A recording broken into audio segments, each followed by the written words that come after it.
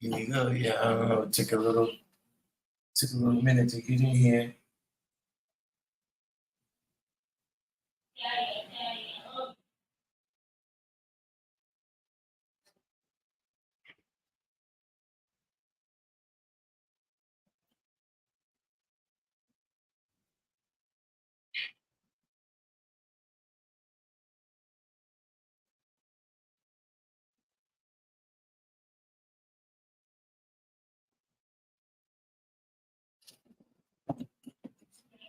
Yeah. So, in the building. Hold on. Let me. We got.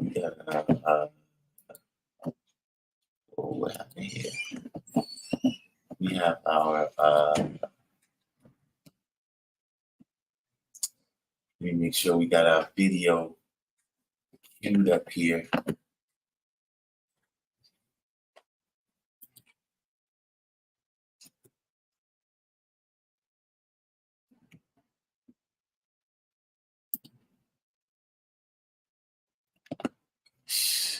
Get into that. It's been an interesting week. I was telling the brothers a little bit earlier how the illegal immigrants had me lined up. I don't know if y'all want to hear that story. That was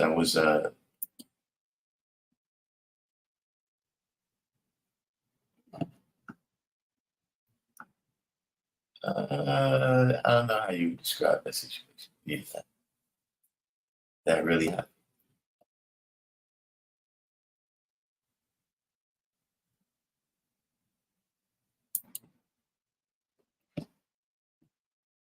Did I catch the fight?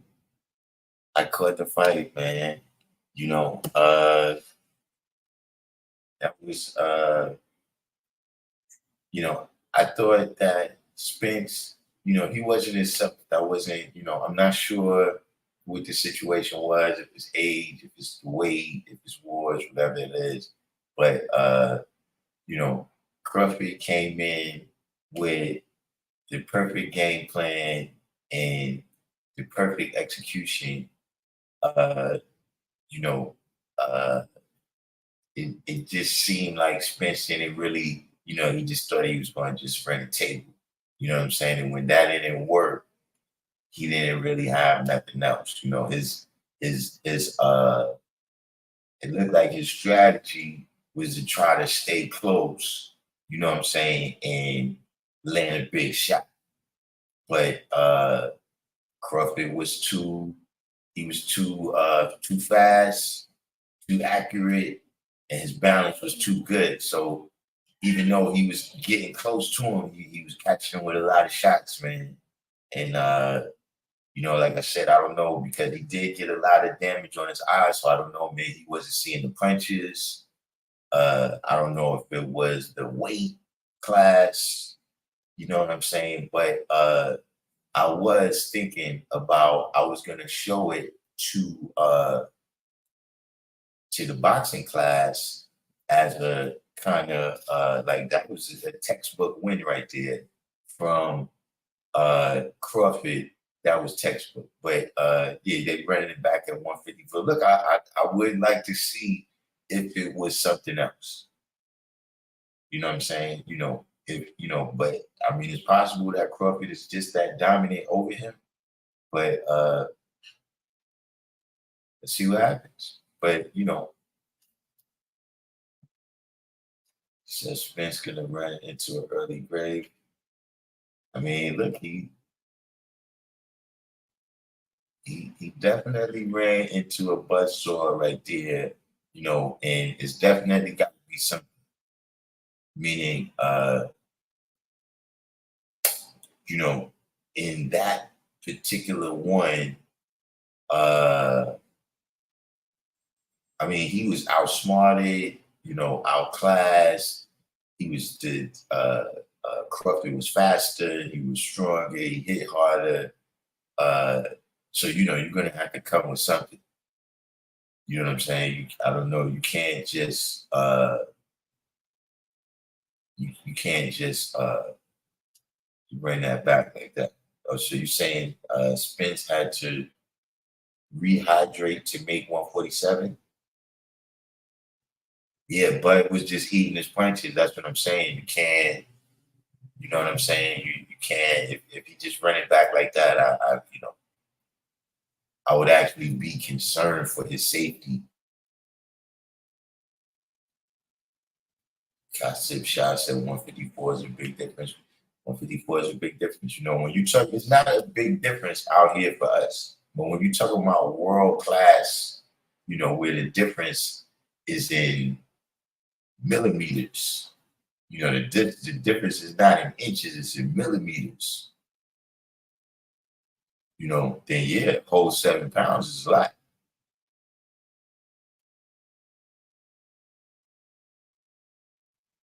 So Five Prey said he knew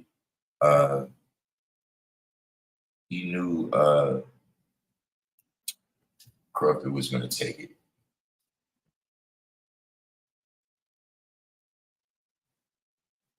Spence said after the third round he knew it was a wrap. I think he still thought he could catch a big shot. I thought he thought that he could still catch a big shot.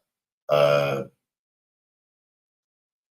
look, that one is in the books. I thought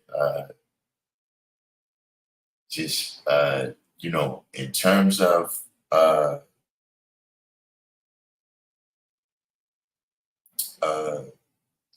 Crawford put on a boxing clinic. I wish it would have been a little more competitive. You know what I'm saying? I would have liked that. But in terms of just seeing somebody fight the fight that was almost perfect, I thought Crawford came pretty close right there.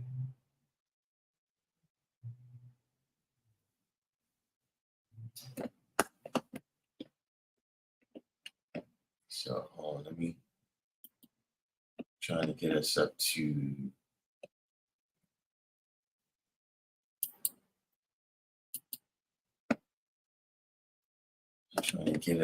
we have to get our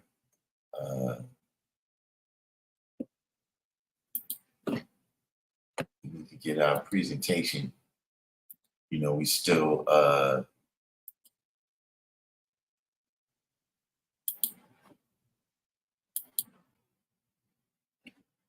there we go. So yeah, we that's the fire alarm right there. Of course, we want to get back into screening the little film right there.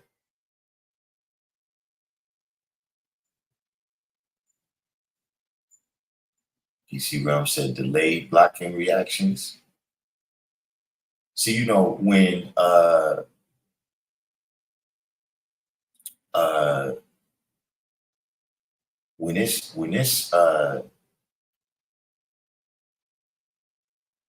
when this delayed reactions and stuff, that's when I get concerned.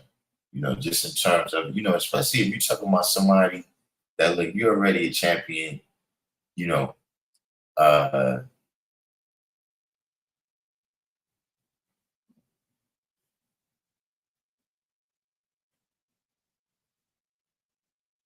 because Crawford already, I was thinking that like after the fight when he was talking, it's like, yeah, see, he already talked like that. So I can't tell if you were a little, what I mean, the way he was talking, I don't know what the baseline is, but it's like, yeah, you sure you should be here?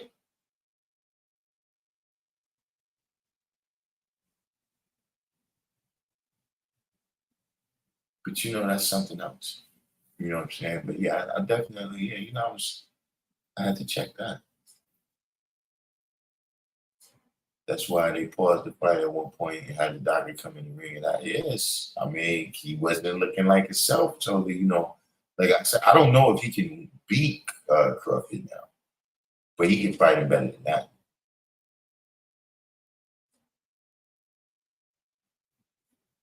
But after that match right there, you definitely have to make Crawford the overwhelming favorite in the rematch, you know.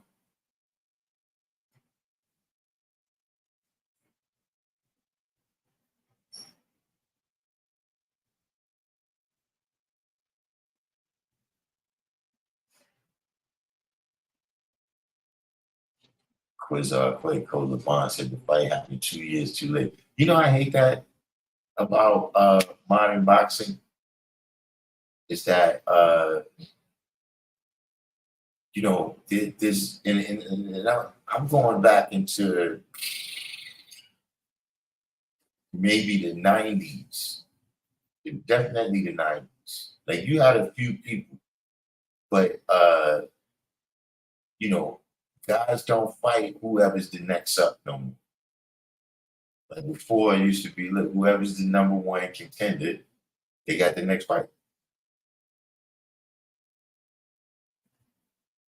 You know what I'm saying? So a lot of times these fights get put off and put off and put off. You know, and see, one of the things is that there's so many belts.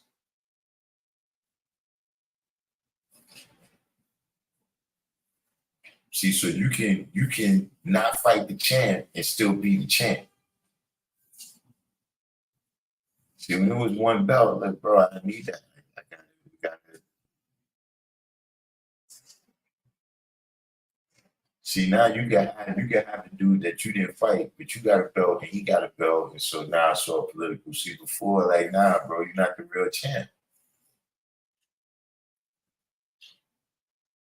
So, you know, I would say, you know, most fights,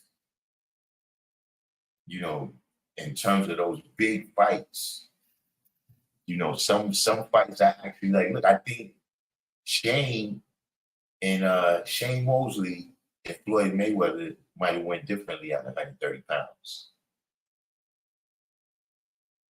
Mosley was definitely a different fight at 130 pounds.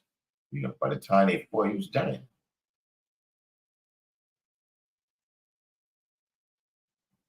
You know, you don't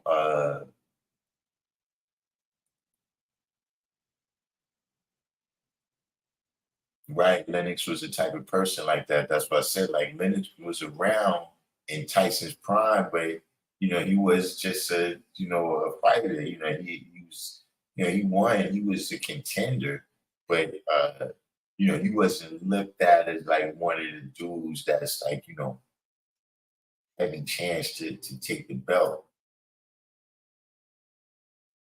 When Spence had the car accident, the man played a role. He could have played a role.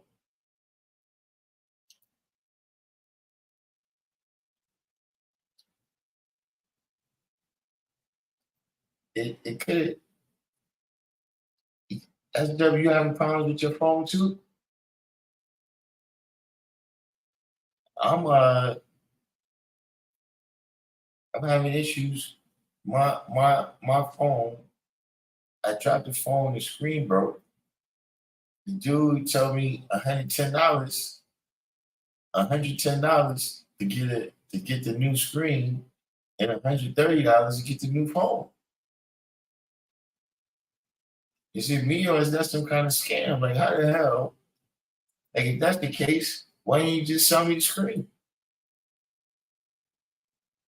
You saying the whole rest of the phone cost $20?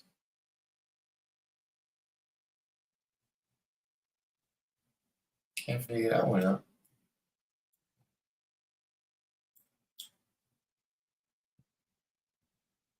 Then I ain't even eligible for the upgrade because I just broke the last screen. Man, let's either way I gotta get that handy. It's a good reason for y'all to hit the cash app. But you know, this right here, man, too, you know, which that's just today's mathematics. At Walmart, a new screen is $40, $50. Thing is, they ain't got no Walmart in New York.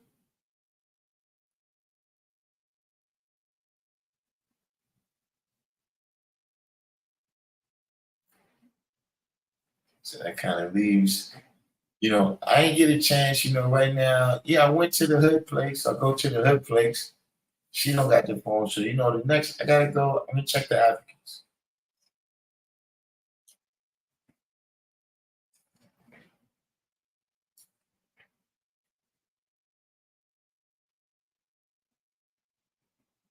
I got to go down to Little Africa down here and, you know,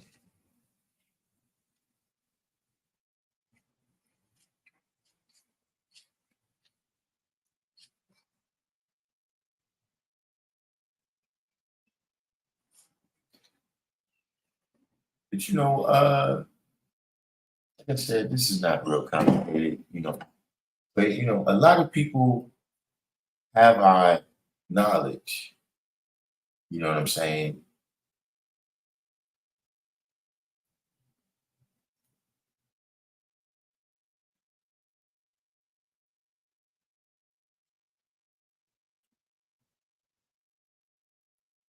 Which, uh, but yeah, you got a lot of people that have our knowledge, but they don't understand it.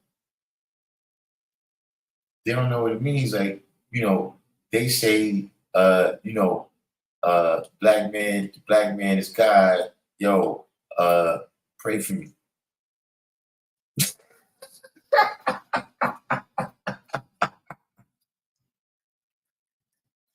Yeah, the black man is God, but listen, all my acquaintances that have passed away, they up above, they in a better place up above.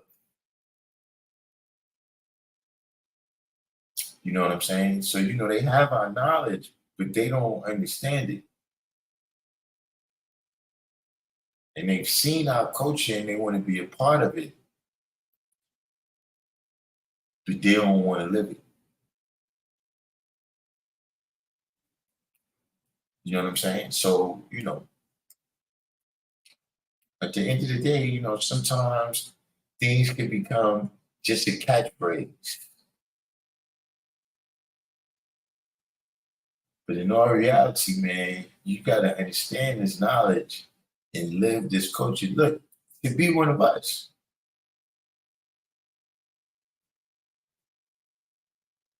See, by definition, right, 5% mean not everybody.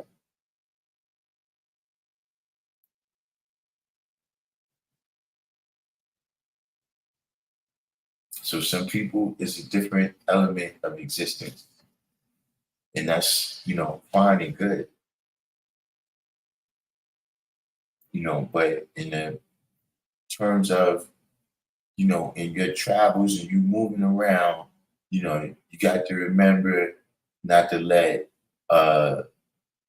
peace be a password. You know what I'm saying? Where, you analyze all this stuff about Illuminati and who's doing what, and Trump is doing this and Biden is doing that, and the people at the church. But then somebody, the devil, walk right up on you and say peace, and then you sit down and break bread with them.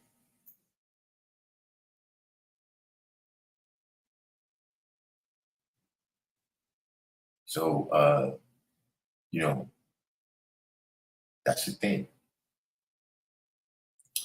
But at any rate, we're going to get now into our. We've been screening for those that y'all haven't been in the room with us. We've been screening uh, this uh, video right here from Lance Shabazz, not Lance Shabazz, Omar Shabazz. We've been screening this film from Omar Shabazz, Fire Alarm, the Clarence 13 Next Story. The first episode we had to actually, we had to take that one down. We got to edit it. But we do have there was some high powered information, those that was there. Some things is like that. That's something I don't like about this video stuff. You don't got to be there.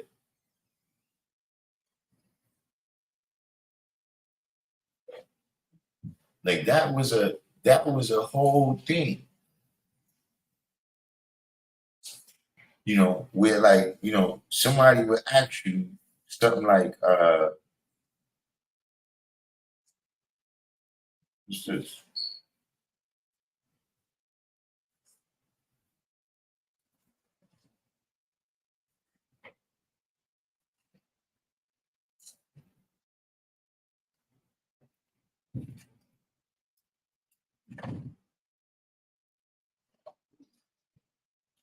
But so yeah, all my Shabazz, we've been oh, that's what before I get back into that. Is yeah, that was the thing. Like back in the days, you couldn't ask nobody what happened at the rally.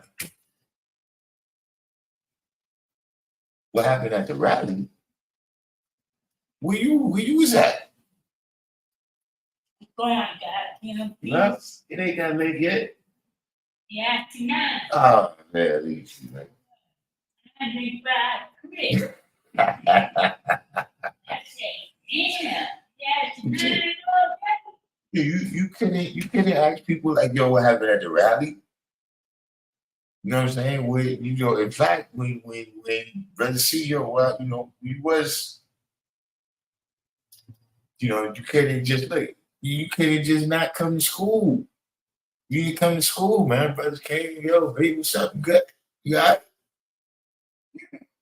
What's going on? So, I think that has an effect, right? Because, and this might sound religious, right? But I do think that there's a greater effect. Like right now, is this thing here says 23 people in this video chat, right? Um, I think that 23 of us in the same room at the same time, working on the same thing, it's an extra power there that we can't do like this.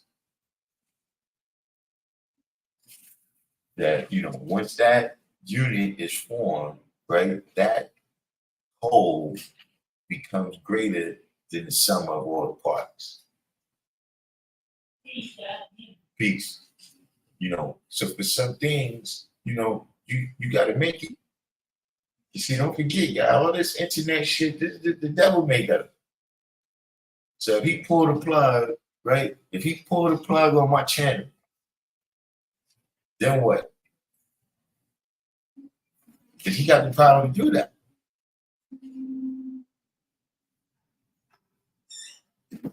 So this right here can be where this is the goal right here. Like, yeah, now we achieve unity, God. We got oneness.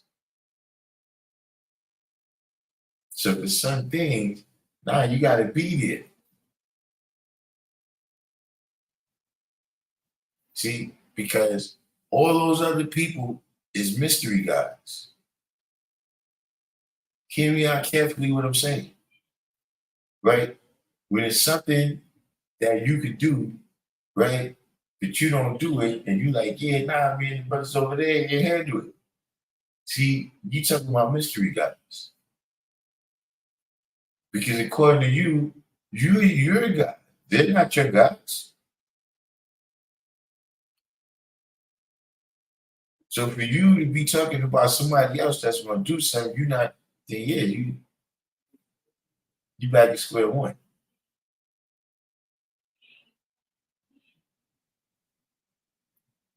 So that's we don't want to rant. We don't want to rant when we have all these and this is quite, I don't know, this is a 4 hour and 17 minute production that the brother made here. I don't know, I would think out of the close to 2 hours that we've watched so far, right? We've watched well, this got a little messed up, so I reset it to about an hour and 45 minutes. I would say out of that hour and 45 minutes, probably only about 40 minutes is actually about Allah.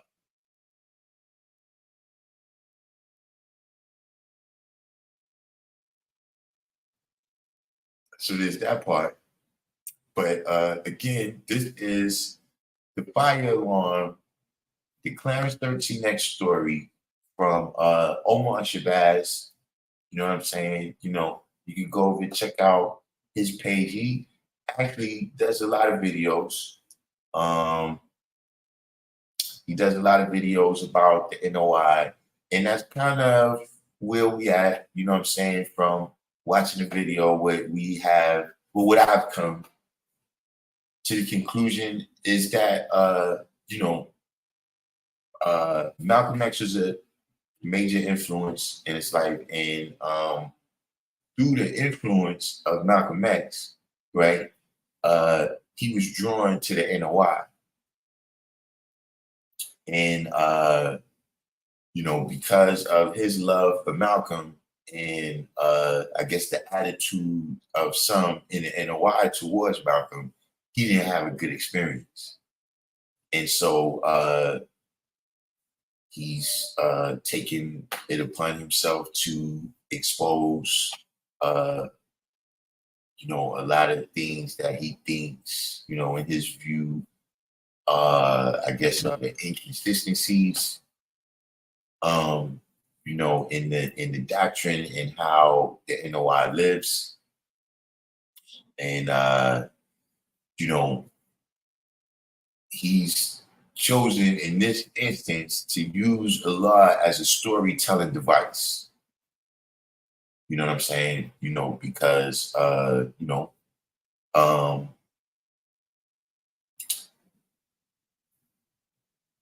his, kind of thesis here is that the Muslims are bad. And so by telling this story of what he feels like happened to Allah, right? I guess you could say it's like it's more evidence of how bad these Muslims are, because look what they did to Allah too. You see what I'm saying? So, because of that, the story that he's telling is really like, you're sprinkling things in there, about our history, but this is really not a large story. You know what I'm saying? Most people's story isn't,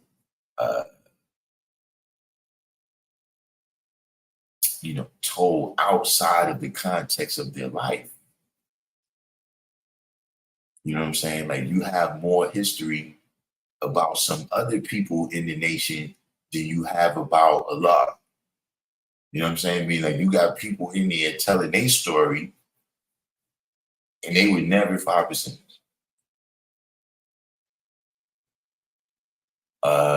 So, that being said, we're gonna go ahead, fire this up. It's been a week. So, like I said, some of y'all may not have been, you gotta go back and check the past episodes, but we're gonna pick up now at 1 minute and 45 seconds into the presentation here. A senior citizens outreach program. There was also a Muslim girls training and general civilization class that taught proper behavior for young women. Make no mistake about it, the Father, Allah, also known as Clarence 13X, was a political force to be reckoned with.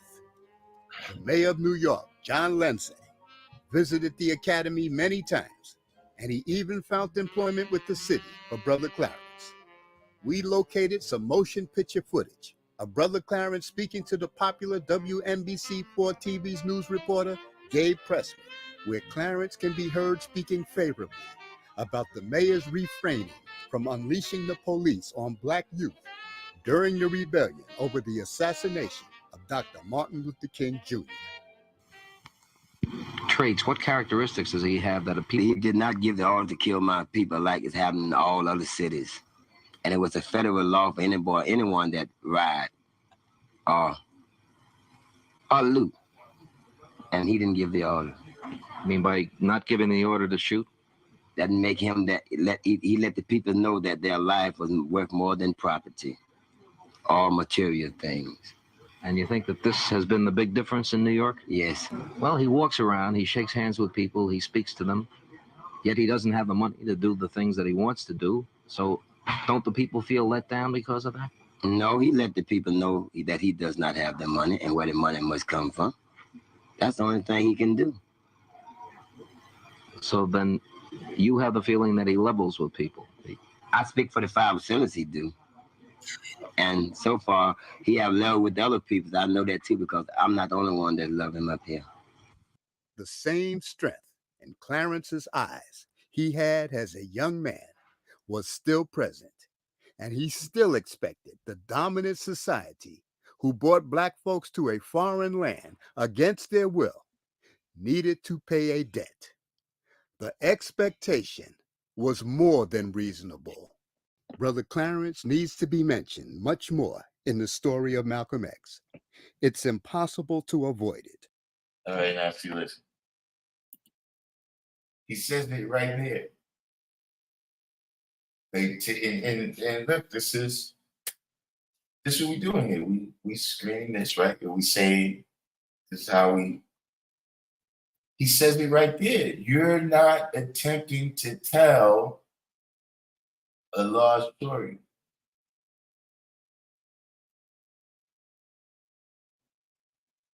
You said it right there that his story needs to be included in the story of Malcolm X. So, we went a little bit past this. We backed up a little bit because, like I said, we've been going for a week in terms of analyzing this. And to me, you say it right there.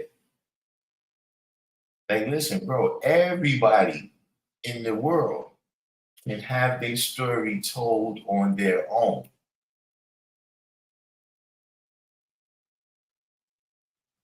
See, once you're trying to tell my story in context of somebody who's you doing something else. We both was in NOI at the same time, right? I left, I did my thing, you left and did something else. So how is my story? At some point, they have to diverge and see. I think West Coast Wise put that, he put a comment on this video and the brother didn't like it, right? And, I think that's one of the things. Like he, you're talking about grown people. And then you have a problem with how grown people see you talking about them. Like you're saying something, you think this is a good thing. You think, oh wow, I love Malcolm so much. And I put him in the video with Malcolm like he's something like Malcolm. Like, bro, now we don't care about that.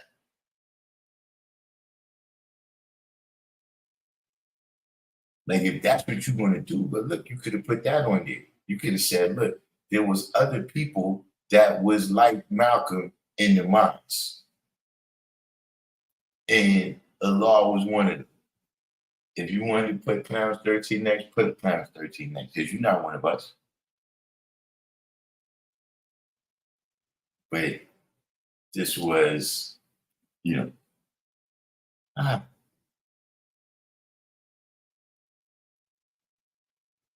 But yeah, this right here, as Prince said, every time I hear Allah say, I speak for the 5% as I do, it sounds weird in the video.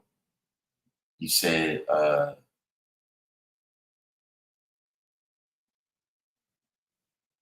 you put it on him. Yeah. Now, I mean, to me, I do, because what always makes me laugh about that, right, is that he's the only person, right, that has ever said that. And there's no disputing that. He speaks for the 5%. Anybody else Hey, nah, you just speak for myself, man. What's up?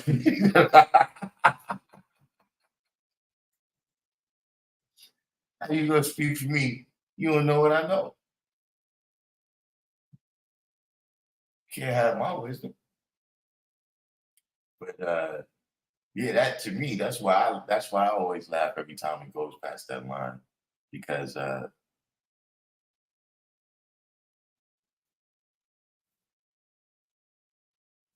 what you said here, the craziest thing is that Yahweh Ben Yahweh's story is really ever associated with Malcolm and NOI. So why should Allah be stuck to the my group? Exactly. You know what I'm saying? There's lots of people. You know, that's just one guy. There's lots of people that was associated with the NOI during the time of Malcolm, and you didn't bring them up.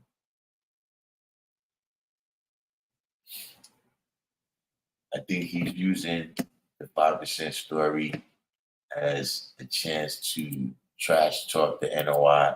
I do think that. I do think that you know, like this is what you're doing, and what I'm saying is we don't want to be a part of that. We're not involved. You know, there's some things that you know, the people that was there at that time, you know, they did whatever they felt they had to do. But there's no science that we have that justifies no kind of animosity against them.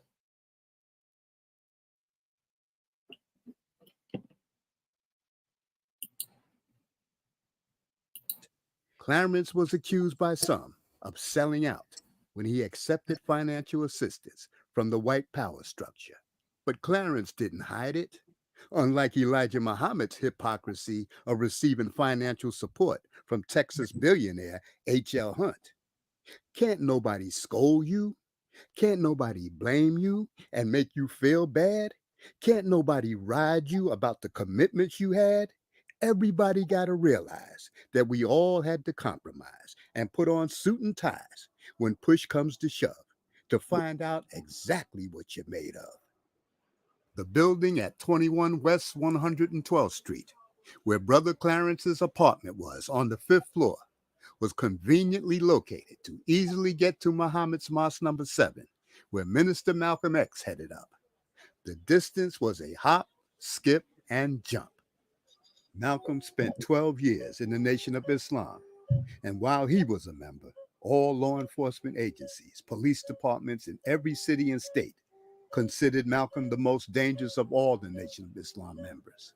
The CIA and FBI were also watching Malcolm. Most of Elijah Muhammad's ministers talked tough, but none of them spoke bolder than Malcolm. He really scared the white power structure because he was making it clear, pointing out the contradictions of white America and how it was misusing black people, the racism, the police brutality. He was making it clear, and that's something the power structure didn't want black people to hear. The oppressive European systems, in the eyes of serious black militants, know that all systems that dominate people against their will never treat the subjects that they dominate as their equals. Systems of oppression will never abandon their winning formula. Systems of oppression will only offer its slaves a carrot on a stick and mock you while you chase after it. The closer you get to the carrot, the further it's pulled away. Systems of oppression will eliminate anyone who wakes you up to what is being done to you. Freedom ain't nothing but a word. They attack the victim, and then the criminals who attacked the victim accuse the victim of attacking him. This is American justice. This is American democracy. And those of you who are familiar with it know that in America, democracy is hypocrisy. Now, if I'm wrong, put me in jail. But if you can't prove that a democracy is not hypocrisy, then don't put your hands on me. Democracy is hypocrisy. If democracy means freedom, why aren't our people free? If democracy means justice, why don't we have justice? If democracy means equality, why don't we have equality? 20 million black people in this country have been like boys in the white man's house. He even calls us boys. Don't care how big you get, he calls you boy. You can be a professor. To him, you're just another boy. I heard him calling Ralph Bunch. Well, he's a good old boy. Who are you? You don't know. Don't tell me Negro. That's nothing. What were you before the white man named you a Negro? And where were you? And what did you have? What was yours? What language did you speak then? What was your name? It couldn't have been Smith or Jones or Bunch or Powell. That wasn't your name. They don't have those kind of names where you and I came from. No, what was your name? And why don't you now know what your name was then? Where did it go? Where did you lose it? Who took it? And how did he take it? What tongue did you speak? How? Now, for those that is that's new, those that you might be tuning in, you didn't see the first couple of episodes. This is what I mean when I say maybe only 40 minutes of this so far has actually been about Allah.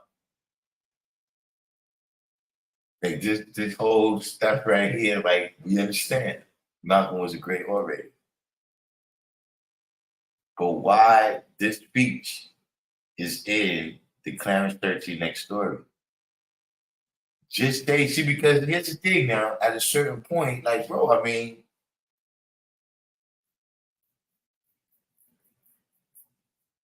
you on some level, okay, either you're trying to use our influence, right, in the world, whether it's through music, however it is, people know us, you're trying to use our influence, right, by putting our founder's name on the end to attract attention, or you're trying to get us to see what you're saying.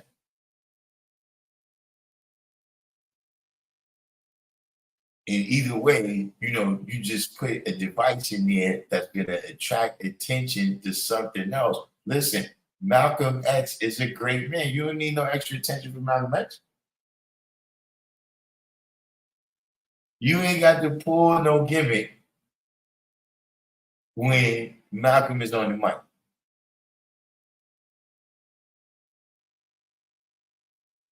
So, why necessarily this has to happen, but look, that is what I meant here. But yeah, and Wise Princess, look, this is another thing, for the people that, where did he get the idea about Allah's eyes when he went for the dominant society? Indeed, where you so far, you didn't interview anybody, right, who is one of us, somebody who was walking with him during that time. That you got some people that was in the mosque with him. You got some people that was in the mosque and seen him from the outside. You got some interviews that, you just copied and pasted together from other stuff people was doing. But you didn't ask anybody, even all this stuff, you just political, but listen, man. See, there's a difference between principle and manifestation. Politics is not our principle, but that's a manifestation of how things get done in society, right? And if we have to master that in order to get some things done in society, then that's what he did.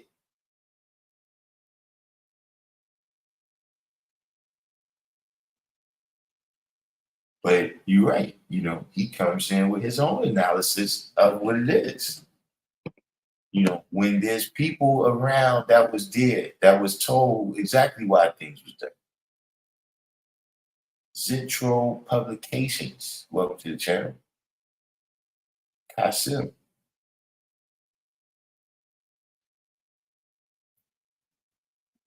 But yeah, that was that's a little that was one, but yeah, let's Did the man take your tongue? see you right. Jiggy 1017. Yeah, it is. You know, all these other parts make it painful because I'm trying to see the Clarence 13X story, and you keep giving me the Captain Joseph story, the Malcolm X story. You tell me more about Captain Joseph than you tell me about a lot, you know, possibly in this so far. But yeah, that makes it painful to watch, man. Where is your history? How did the man wipe out your history? What did the man do to make you as dumb as you are right now? And if we can't do it, we should hush our mouth. If you can't do for yourself what the white man is doing for himself, don't say you're equal with the white man. If you can't set up a factory like he sets up a factory, don't talk that old equality talk.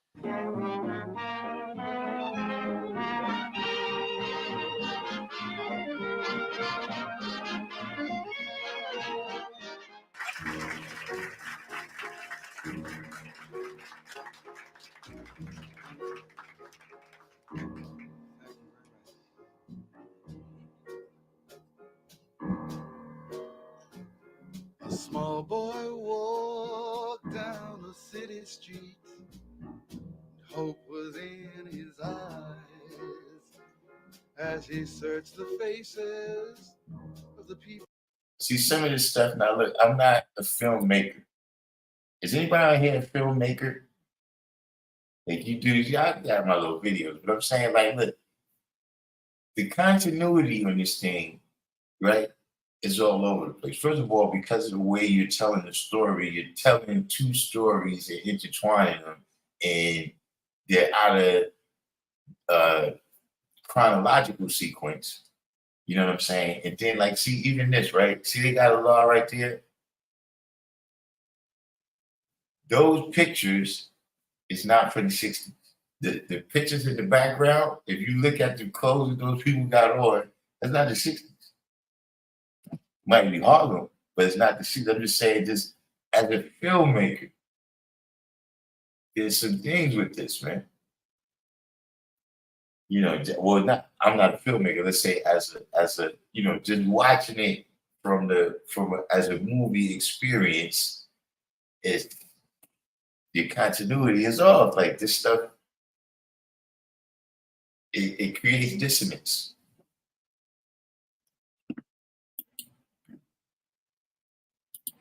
Meet. For one he could recognize.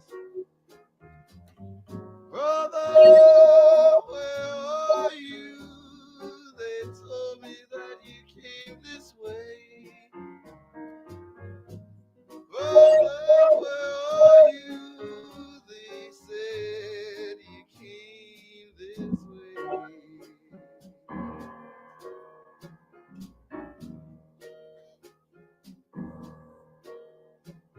The eyes of the people who passed him by was cold and as hard as stone. And the poor boy whimpered and began to cry because he was all alone. Now you got it in 2020. Brother, where are you? They told me that you came this way. Brother, where are you? The era. They Maybe said you came this way. that looks like Now there are many who swear it's true that brothers are we all, and yet it seems there are very few who will answer a brother's call. Brother, where are you? They told me that you came this way. Brother, where are you? They said you came this way. They said you came this way. Said you came this way. Said you came this way.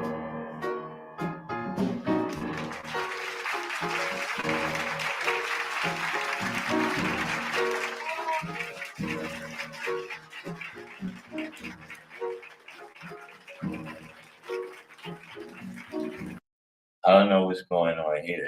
Was this is, I mean, this does not make this the story of Allah because you put a picture here while you play these songs. What is this?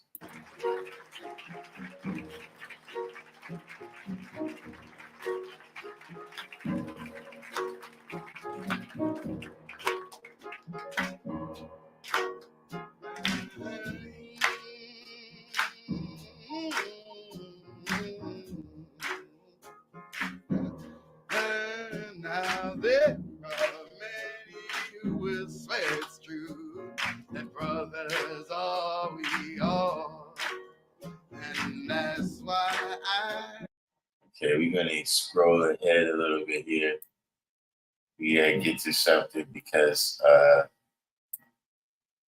yeah, I have no idea. You put a commercial in the middle of your own movie. That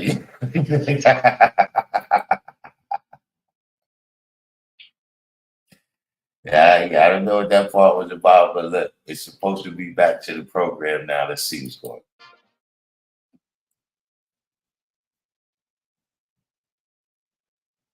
Because Minister Malcolm wanted to attack the open enemy, it put fear in Elijah Muhammad, because Elijah Muhammad thought that Minister Malcolm was just going to go straight to war. Mm-hmm. He didn't think that he was just going to get the arm. He didn't want the FOI to be armed just for protection of themselves and their families and, of course, the mosque.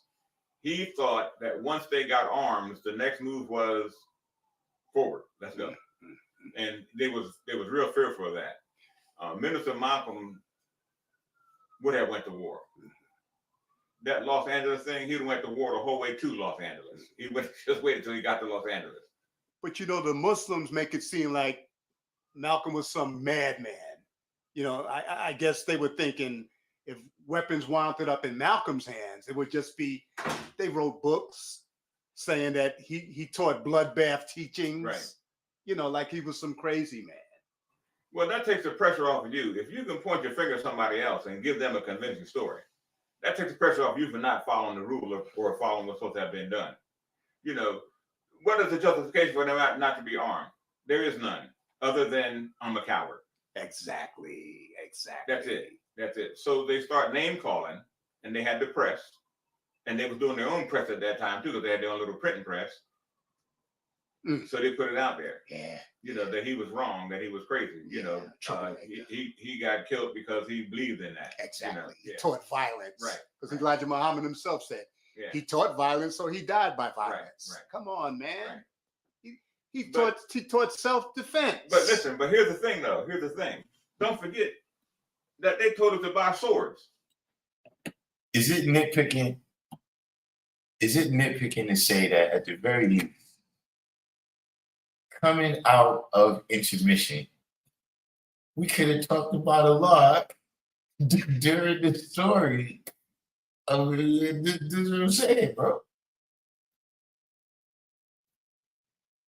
Now, since we've been watching, let's say we watched let's see how much minutes we passed so far, right? So this is another 13 minutes, right? Out of that 13 minutes, he talked about Allah maybe that first 45 seconds that the video started. Then you talked about what your analysis of everything was, and then you brought somebody else in to talk about Malcolm and violence.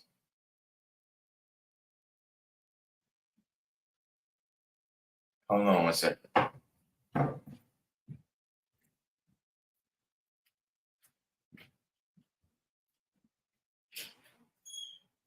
Hey, who is it? What's that here?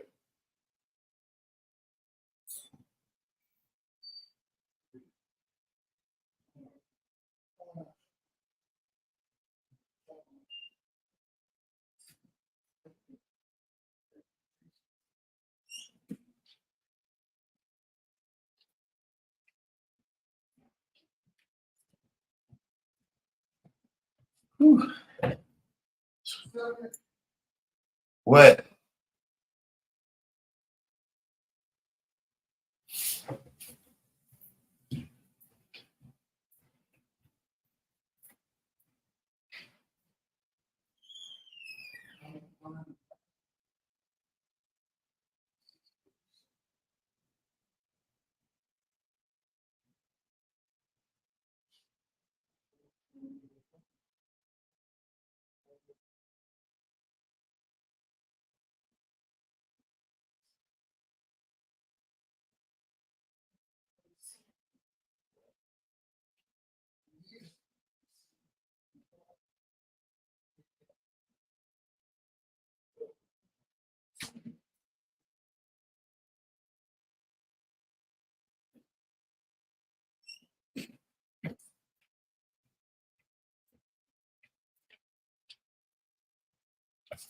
so that was, I guess I had my own little intervention there, but people, I know what's going on. We got to, but yeah, I don't know what's going on.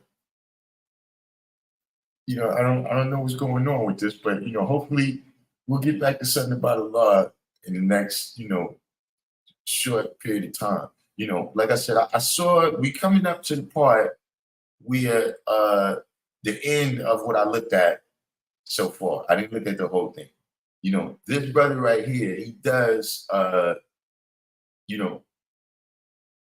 he comes on and corrects a few things. And when he comes on and starts speaking, it's another place where the film as a whole becomes contradictory, because you got people saying things 2 hours ago, and then now 2 hours later, they say something different. Just like Jigga 1017 pointed out that he said there was no footage of Allah, and then he produced footage of Allah. So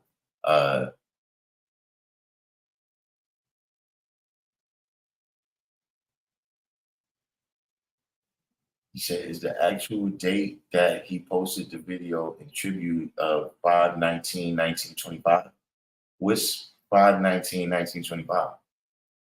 But yeah, no, I have no idea. This is, I'm looking at it, I'm watching it with y'all.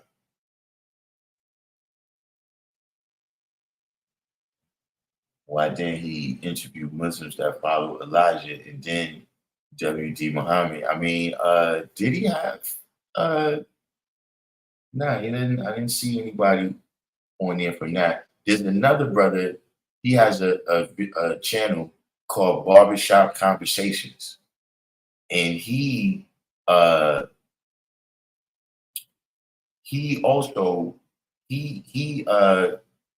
kind of comes from the same standpoint, where he loves Malcolm a lot, and so he has a lot of content where he's exposing what he feel like is wrong things that happen in the NOI, and he interviews people who ended up following the War thing. But back to the programming. What do you do with those? Chop pineapples? We all have swords. I mean, we actually literally have. I had two. Yes, 2 swords. Yeah. Oh, yeah. Wait a minute. This is gonna make you laugh. This is gonna make you laugh. This is God's spoken truth. I still got them. I still have them. When I get home, I'm gonna take a picture of my sword and send it to you, because I still have my swords. They push that, George? Yes. NOI? Yes. We had swords to cut off the devil's heads. We had swords. Yeah. We had swords. Swords, Saturday night specials, slingshots, zip guns, or pea shooters. The illusion of preparation for war using only hand-to-hand combat was only a lure the Nation of Islam used to swell its ranks. Elijah Muhammad reveals the real reason he and his inner circle had a problem with Malcolm. And Mr. Muhammad, could you tell us what happened between you and Malcolm X? What was the point of disagreement, sir? The most of our disagreement was Malcolm wanted to use arms. Use what? He wanted to use arms, and I disagreed with him because we have always, for many years now, it's 34 years now, we never resorted to arms. And in fact about it, God reminded me of that time and again, never to pick up arms against no one. What does he mean using arms gets you nowhere? Does he think that people were using their blue eyes to keep us down? Racists were using arms to rule over us. Apparently, Elijah Muhammad wasn't as wise as many said he was. Malcolm was way ahead of him. I see why everyone was afraid that Malcolm would take over. The Nation of Islam failed us big time. In this audio segment, Malcolm clearly explains that while he was in the Nation of Islam for 12 years, the brothers were at their most militant.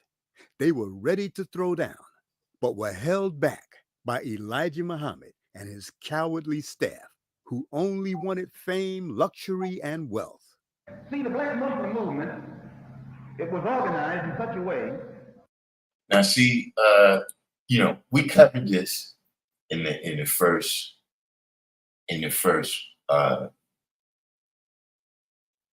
video, right? Is that if Malcolm wanted to use violence so much, why didn't he get busy when he left there in Ohio? You see this dude, you acting like violence is the only answer, right? But here's the thing, right? You took a picture on 116th Street, right? And then you took pictures in the school. In order for you to get from there to there, school's on 126th Street, the mosque is on 116th Street. You passed the precinct, bro. You passed the precinct right on 122nd Street. If you want to get busy, why do you listen? Let's take it out the context of the white man.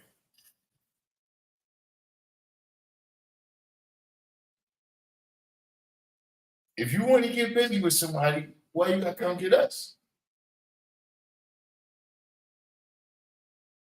Like, if that's what you think is the answer, why do you want people around? See, because that's what I'm saying. You talking this is not our teachings. This is not our teachings. To see, to affiliate this, like this is a part that, we were with this shit that he's talking.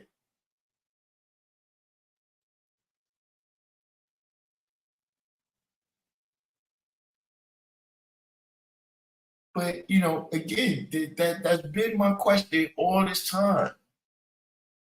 Like, remember that brother, the brother that he was in Dallas, and he just came out one deep, started firing the police up. Remember, it was the whole thing, and it turned out that one of the cops that he killed, he had the tattoo of some racist organization, the insignia of some racist organization tattooed on him. Now, I'm not telling nobody to do that, but I'm just saying that he showed he was about that life.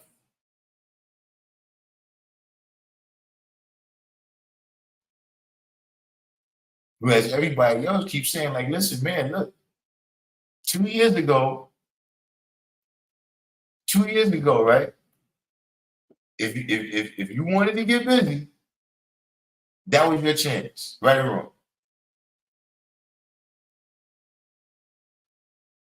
Now, I don't know if they're sitting in jail because it turned out that a lot of people that was doing stuff was actually rich people from the suburbs of New York. But there were people that went out, firebombed police cars and all of that. Again, I'm not condoning that nobody does that, but I'm just saying why you wasn't out there, bro, if you with all this violence.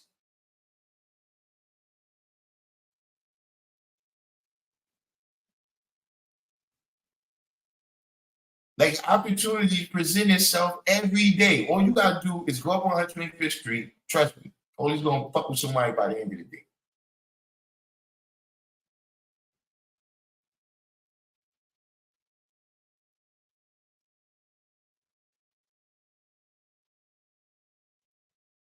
See, they talk all that shit. But listen, you can't go to Harlem Hospital when you get shot in this war against the police.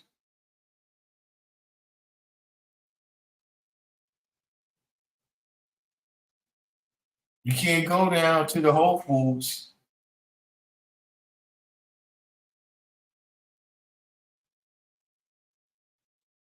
See, where is your woman and your babies gonna be at when the bombs start dropping and the bullets start flying?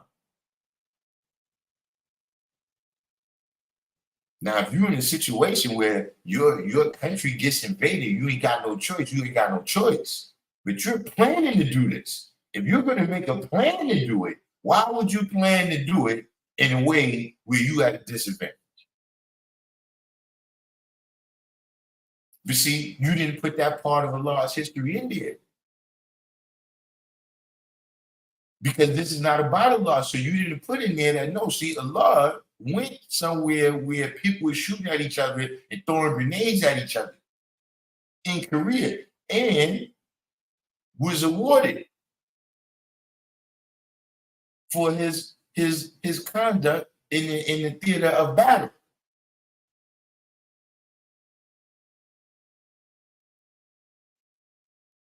And the knowledge what he got from there was passed on.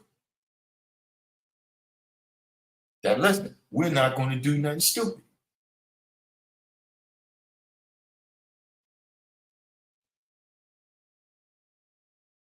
Yeah, listen, Allah is rolling with people, not rolling with people. I'm saying who he's teaching, the rank and file. God, some of these brothers ain't get power you yet. Brothers is 9, 10, 11, 12, 13, 14. Not sending these people to war.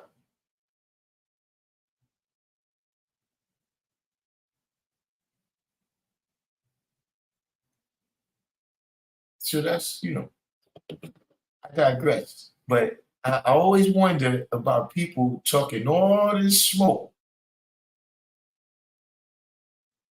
and walk right past the police. Hey, morning, officer.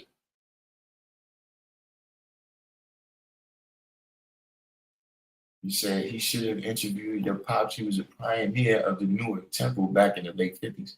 Well, it's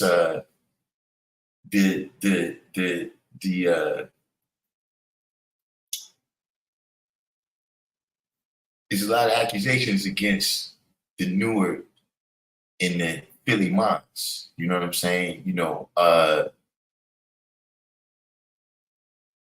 There's in this earlier, I don't know if it comes back up, but there's some actual accusations.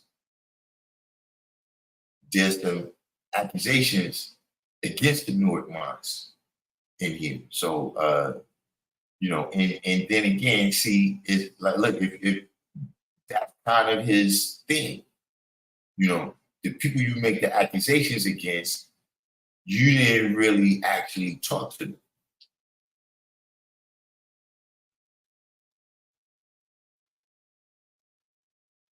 Yeah, Jigga 1017, a lot of not putting his sons into no situation like that, right? When he know the full extent of it.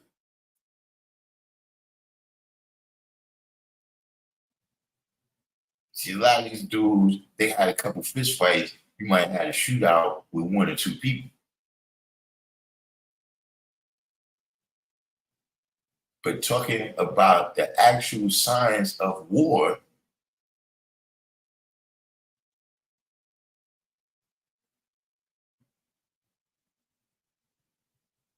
I wonder if some of these people realize the extent to which they speak.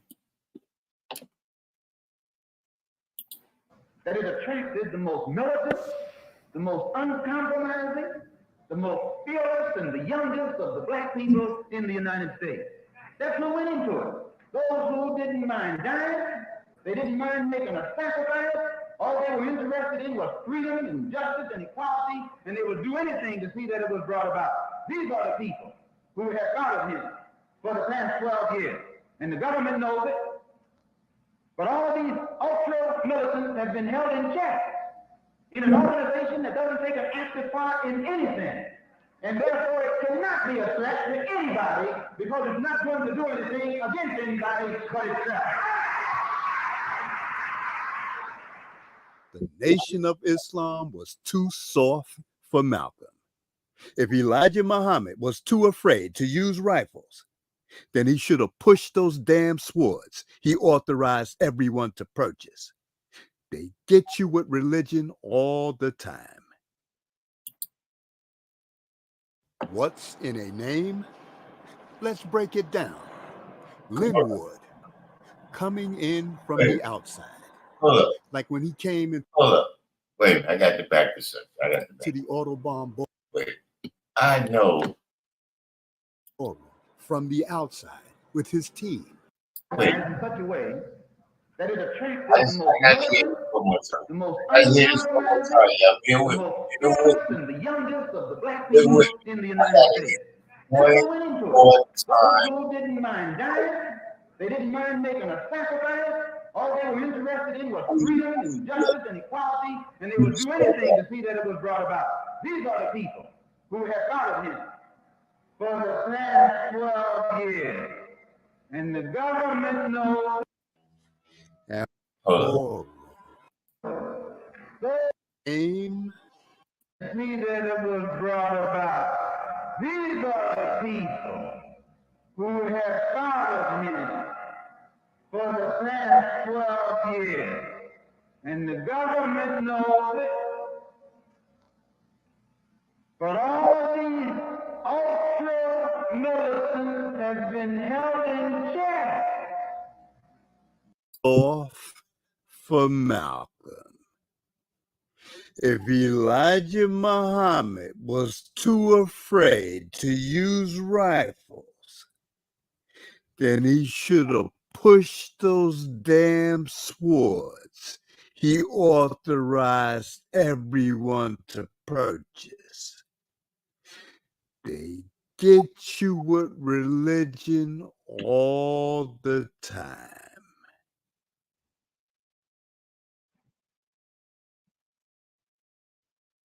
What's in a name? Let's break it down. Linwood, coming in from the outside. Like when he came into the Autobahn ballroom. Wait a minute, bro. Now we got, wait a minute. Hold on. Wait a minute. Wait.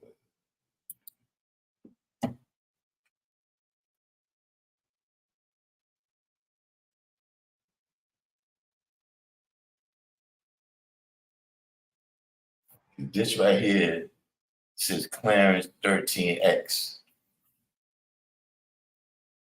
And now you just stop to tell us what the importance of a name is. And to tell us how the name is connected to what you live out. But this right here says Clarence 13X.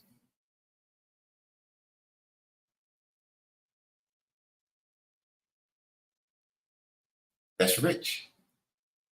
Yeah. Is that for real? Now, you want to tell us about the importance of a name that says Clarence 13X. Well, whew. I guess, man, look, we go back to regular speed now. I had to hear that. Like, I had to hear him say that slowly. From the outside with his team to trick and deceive Malcolm. Cart, a lightweight wheeled vehicle. Cathcart, catharsis, any extreme charge. Linwood, you've left our people today in 2023, stuck in the muck and mire, in a position where we are still losing, where we are still frozen. Oh yeah, speaking of that, hold on, let me stop right now. Because we need to know. See, those of us that know, we know. Right now, we need to smoke y'all West Indian niggas out. Right now, that's y'all don't know. That's what it's been. This Linwood guy that he's talking about. I don't know if you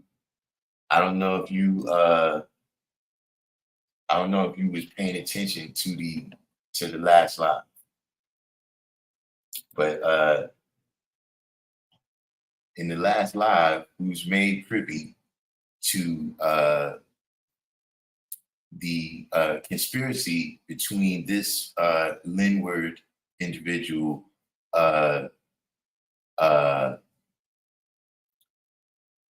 Louis Farrakhan, and Captain Joseph. And these three guys was launching a West Indian plot to wrestle the NOI away from the brothers. And, you know, Malcolm, you know, his mom's is from, I don't know which one. So they tried to enlist Malcolm, said, look, Malcolm, we got to take these niggas out. But Malcolm, you know, just had so much unity in his mind, right? That he was like, nah, I ain't with that. So the West Indian cats killed Malcolm. They had Malcolm kill whatever, you understand what I'm saying? Because he wasn't down with this West Indian plot to take over the NOI. So just for the record right now, we need to know, if you West Indian, type 1 in the box. Just in case, so we can, everybody, we just need to know who's who. That's it. That's what one is knowledge. One is knowledge.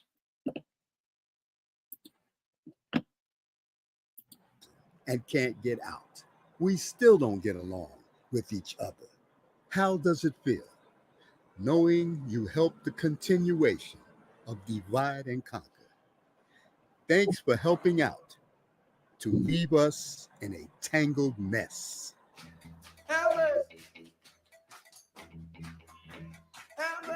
Brother Clarence was indeed still doing his thing, and one of his top students, Uhuru, continued bringing the latest record album up to Clarence's 5th floor apartment so they could stay abreast of what was being put down by recording artists. Doo-wop, R&B, classic soul, bebop, jazz, avant-garde, contemporary jazz, comedy, spoken word, they checked it all out. Listening to the latest jams had become like a hobby, an important hobby. The tenants who lived in the building also knew Brother Uhuru by name. They described him as the music man who always carried record albums with him or his radio. When the brothers weren't up at the school, they were always up at Clarence's pad, evaluating sounds. Everyone in the building knew who Clarence was. They could read about continuity, bro. How we go from 112th Street to Livonia Avenue, man? I mean, see, y'all, maybe all y'all ain't from New York. You don't realize just the lack of continuity you just saw right there. About him in newspapers, saw him in magazine articles. The respect for Clarence was becoming like the type of respect people had for a diplomat. In fact, everyone knew him as that down-to-earth black politician who stayed in the ghetto. Brother Clarence, in many ways, could be used as a yardstick to measure what black politicians today in 2023 could be doing for black youth and the black community at large. Apparently, Brother Clarence wasn't afraid to ask the system of oppression of white supremacy who brought black people over here, put them in chains for over 400 years, broke up their family tree, lynched and murdered them for a little compensation. Where's the set-asides for black folks? Our global youth programs, free passes, breakfast programs for the babies, opportunities. Before you knock Brother Clarence, ask yourself, what have you asked for? Peace ain't easy. We got to roll up our sleeves and work for peace. Anything you ever wanted. Did he just say ask for? Did he just say ask for?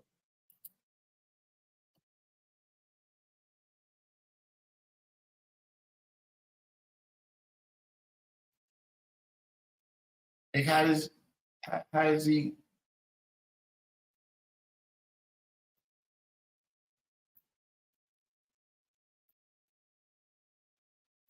How do you think all this stuff happened?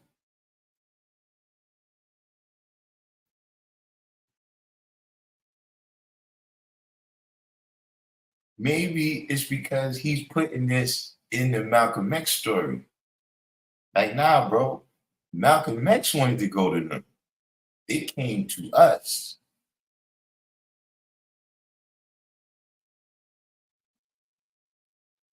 Barry Goddard came to us. We didn't send for him.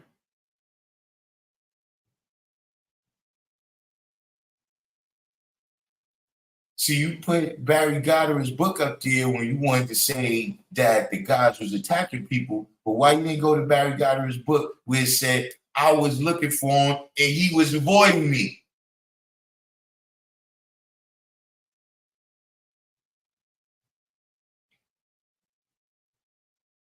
He got this thing twisted. See, that's what I'm saying. You didn't talk to none of us. You don't ask for shit. If we could work with anybody to deal with righteousness, we would do that.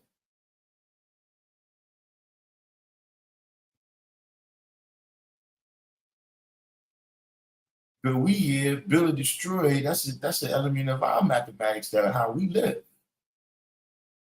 Either we're gonna build or we're gonna be destroyed. Where have you asked for it?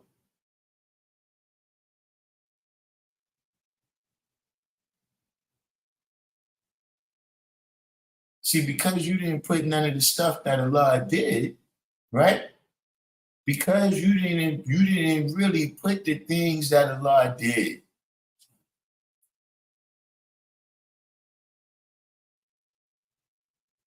The city owes us. See, when he say that there's no recording of Allah, right? See, all of us in here, we know that that's bullshit.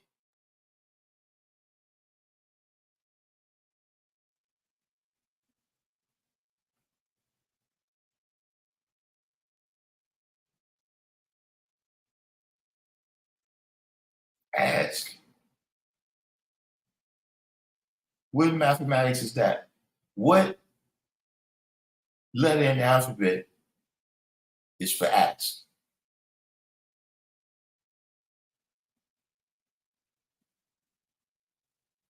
See, some of these things you can't see. People be saying stuff, and it's like, look, okay, I can be nitpicking.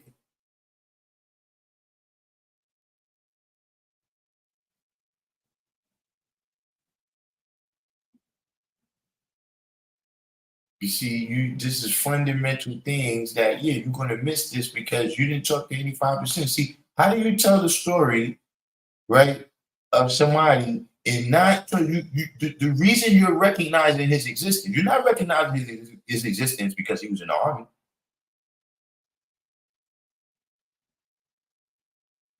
You're not recognizing his existence as a father to his children. You're not recognizing his existence, as anything, right? Except the man who did this. So how could you tell a story and not include this?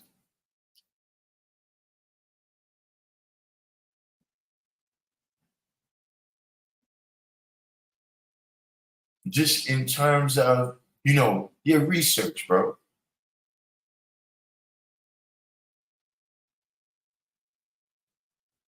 The only reason you getting away with this shit is because it's in video form.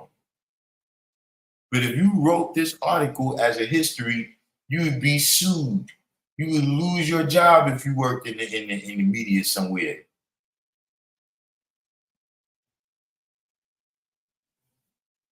That was just crazy, man. I don't know why I was so offended by that. But You had to work for it.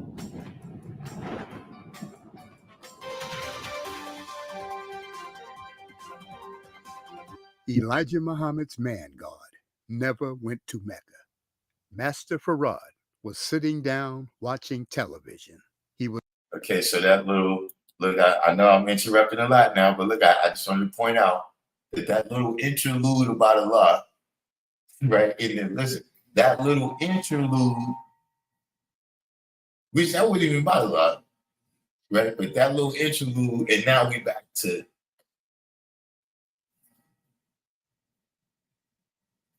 I'm trying. Hold on for a second. Yeah.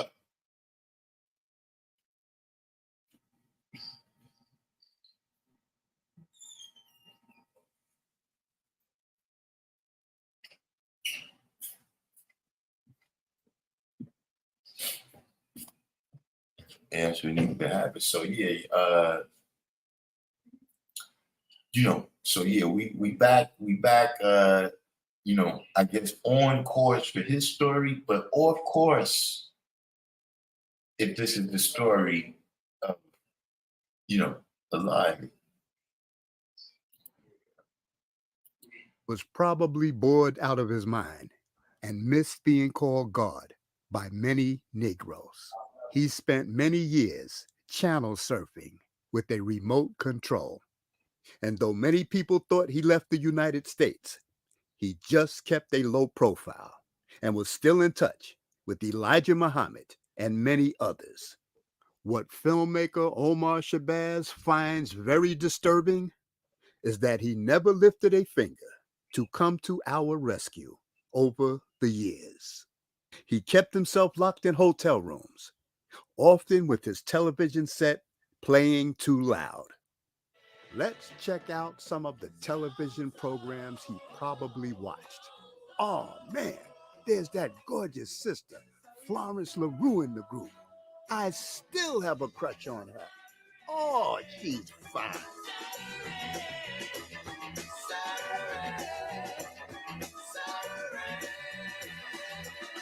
There'll be trains of awesome. There'll be trains of awesome. There'll be trains of music. There'll be music.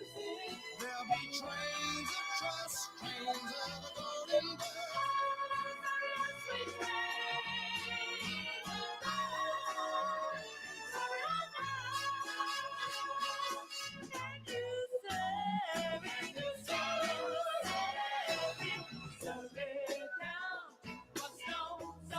And you getting paid to perform certain definite duties at a certain definite time, and they're not cutting in on the take. They'll be paid a flat price to do a straight job. Well, if they don't know anything about the basic plan about the job, then why are they doing it? That's simple. These boys are straight hoods. They get paid in advance, $5,000 for the one with the rifle and $2,500 for the other. Well, where's this money coming from? That's where. They call him the winner who takes all. And he strikes like thunderbolt. Any woman he wants, he'll get. He will break any heart without regret. His days of asking are all gone. His fight goes on and on and on. But he thinks that the fight is worth it all. He strikes like thunder. Wait a minute.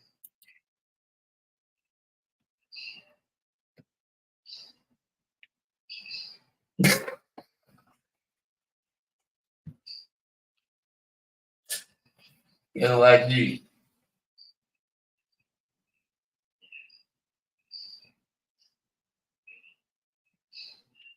Yeah, that's what I'm about to say. This is Bond. James Bond.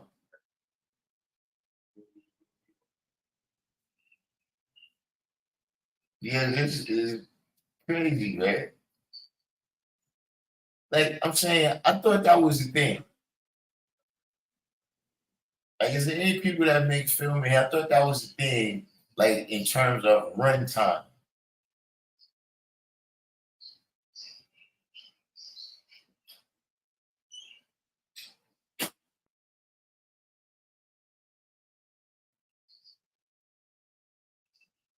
I thought that was the thing where, like, you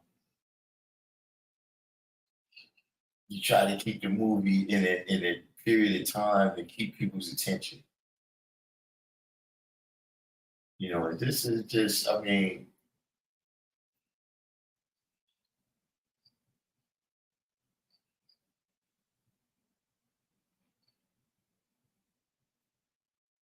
This is. Ooh, somebody take the time to do this.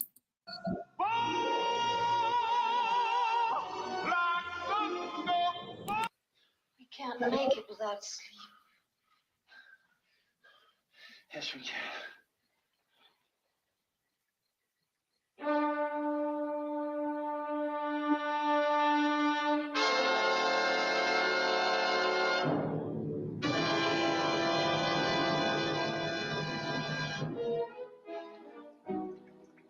went to sleep, Miles, and it happened.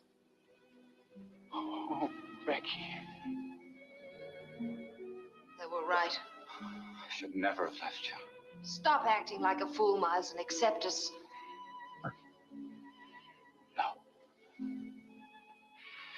Never. He's in here! He's in here! Get him! Get him!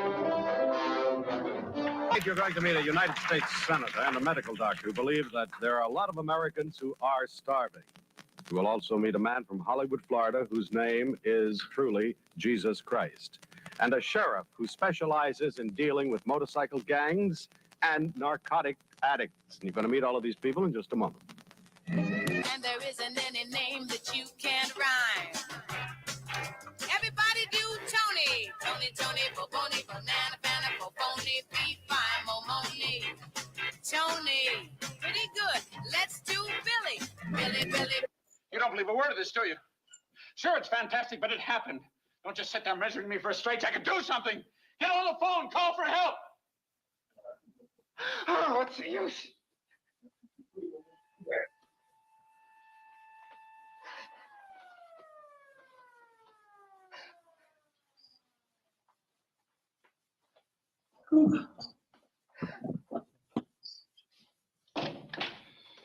This is you know, look, we gotta break this up. We gotta break. I can't just watch it. See, if I was at the house, if we wasn't screening this in particular, I would fast forward on this part.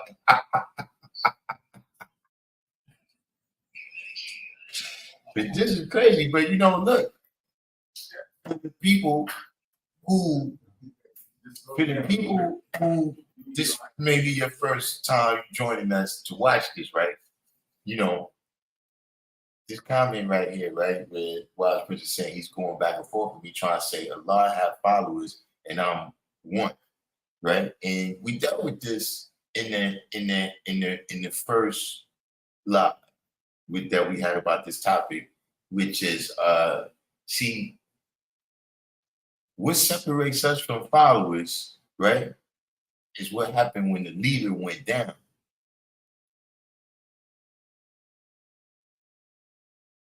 See, now look, we may not have a long list of monumental shit.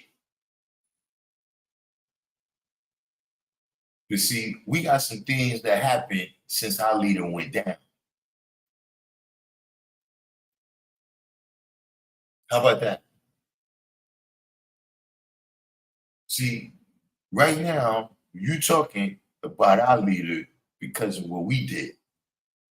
Guarantee what he did, but because we wasn't followers. Meaning, that, listen, in the last installment of this that we was watching, right?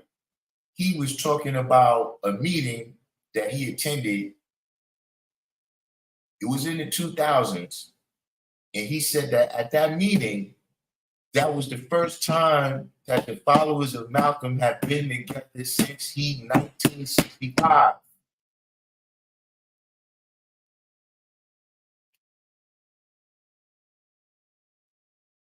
See, what separates us from followers is we not sitting around talking about, yeah, if he was still here, we would have went to the UN.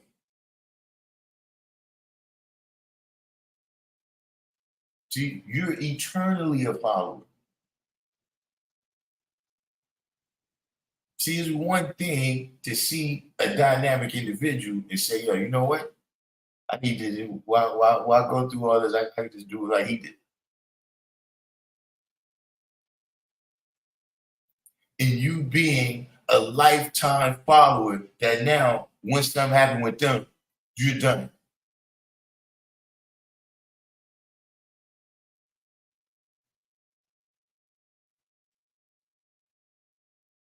See, this is look, the same thing with the discipline thing.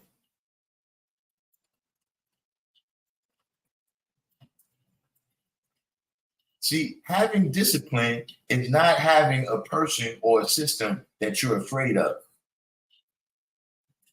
Right? And that's the reason why you're doing what's right.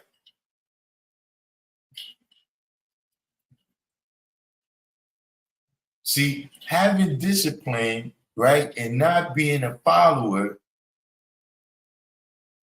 means that you continue to live the principles even after, right, the leader is not there no more.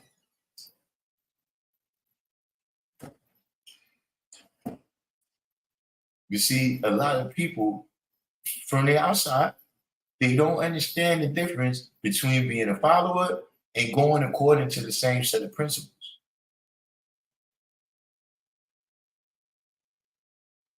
See, when people learn to tie their shoe, they don't say you a follower. They said you learn that skill.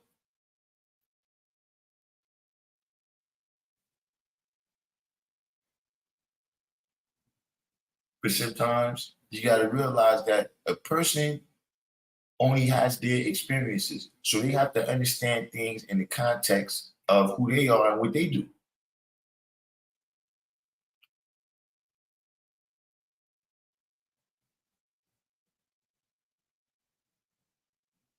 A lot of times the expectations people have is based upon who they are.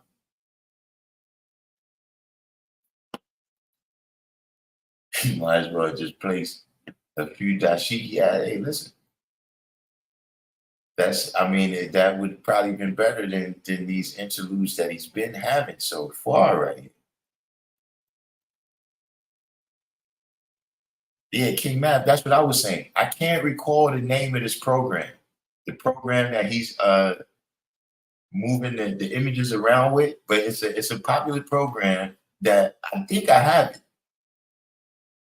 But a lot of YouTube creators use it, but yeah, he's taking it overboard. It's like you get a new watch and you keep watching it or something, right?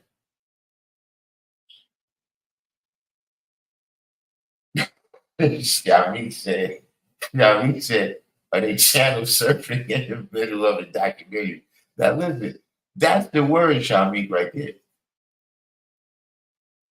Like, see, you put Clarence 13X story. So yeah, is this a documentary? Because it's clearly dramatized, right? But did you mean it as a documentary of him, or why can't you just say, listen, here's another thing from me about Malcolm, but you didn't want to use that title? You feel like, that title is not hitting as hard as it was, so you don't mix it up.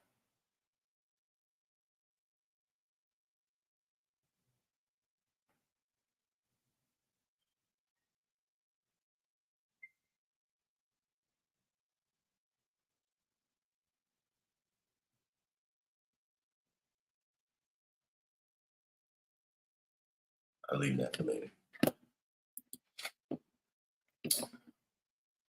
We're moving slow today. We only moved about 25 minutes in the thing, but I mean, I keep having to stop. Well, what do you think? Will psychiatry help? If all this is a nightmare, yes. Of course it's a nightmare. Plants from another world taking over human beings. Mad as a March hare. What have we here? Ran his truck through a red light. Greyhound bus smacked him broadside and tipped him over. Put him in the OR. Will you take over Bunnell for me, Doctor? Certainly. How badly is he hurt? Both legs, left arm broken all to bits. We had to dig him out from under the most peculiar things I ever saw. What things? Well, I don't know what they are. I never saw them before. They look like great big seed pods. Seed pods? Where was the truck coming from? Santa Mira.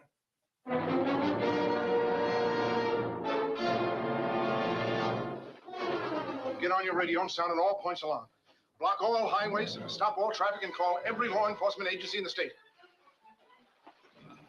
Operative, get me the Federal Bureau of Investigation.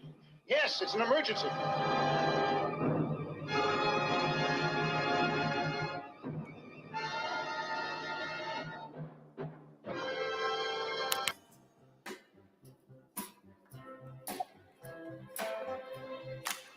I've got sunshine every evening with all my dishwork suit. I'll tell you because of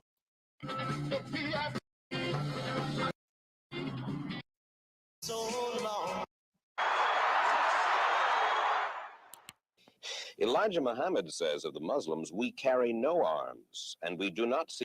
I never would have thought it, but all of the bull I've taken in my life, in a few short weeks, those kids have got me so steamed up, so easy, so quickly.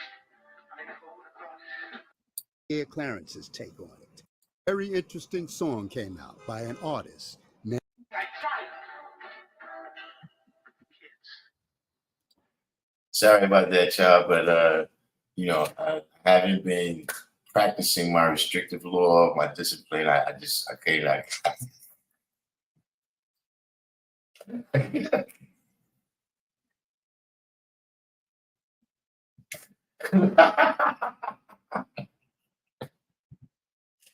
I don't have the discipline. I don't have the discipline to watch that. We gotta get to it. Kids, that's it. The surveillance continued. Face it, it will always be present.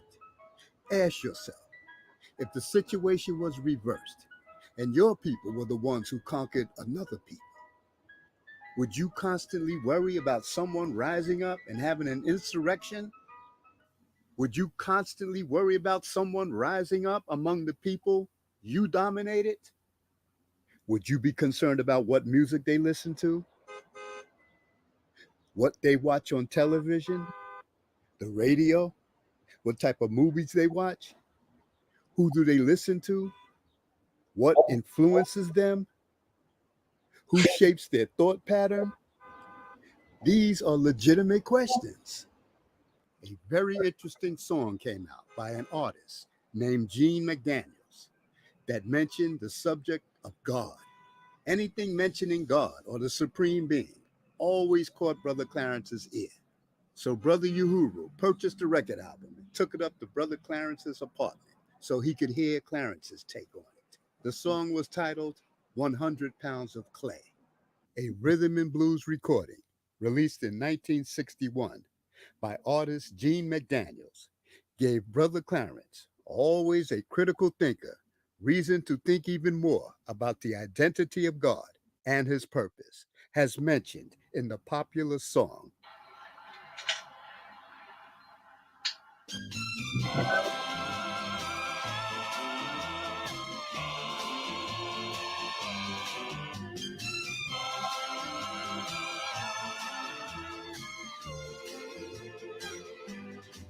He took 100 pounds of clay, and then he said, hey, listen, I'm gonna fix this world today, because I know what's missing. Then he rolled his big sleeves up, and a brand new world began. He created a woman and lots of loving for a man. Whoa, whoa, whoa, yes he did. Now look, you know, look here, man, look here.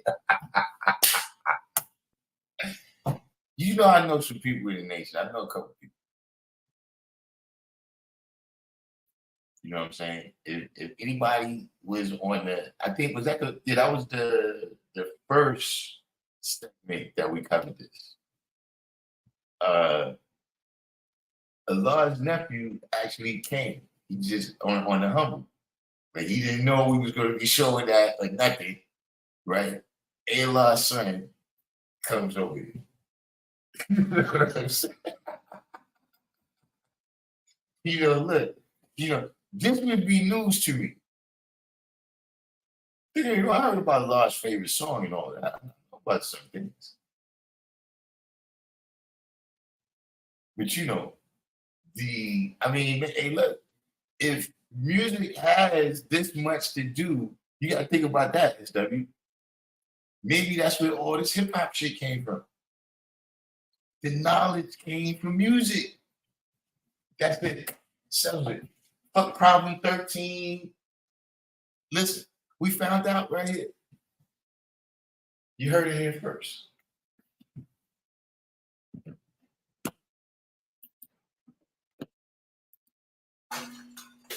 To kick the build right off, Clarence asked the two brothers an interesting question. What color was the 100 pounds of clay? Because that's the kind of brother he was, always provoking interesting thought. The song said God created woman, which means he was on the scene before her, and they were both in human form, which makes the female God also. But the key question Clarence wanted to know is what was the color of the clay? If the clay was the color of the man Elijah Muhammad said was God. Wait, hold up. Wait, got back up. You get that slow motion going again. Get that slow motion going again, because I think I heard something. Interesting question. What color was the 100 pounds of clay? Because that's the kind of brother he was, always provoking interesting thought. The song said God created woman, which means he was on the scene before her, and they were both in human form, which makes the female God also. But now,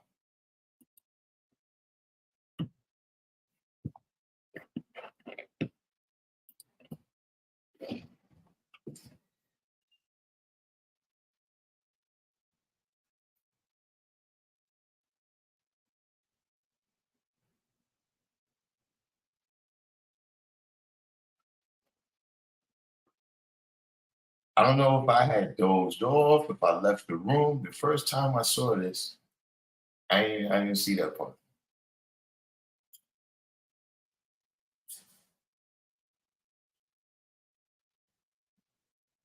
Now look, if that's his point of view, that's one thing. But you're interjecting this into a conversation where Allah is speaking?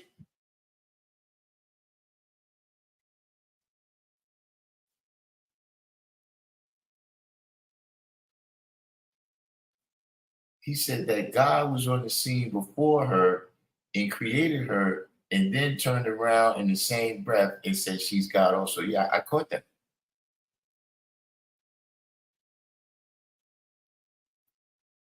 But you know, as this is going on, the kind of credibility of this being not credible, what's the word? The accuracy is crumbling here. The accuracy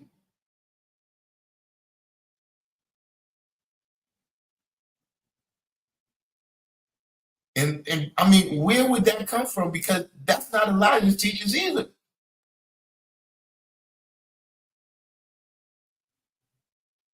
Where would that have come from?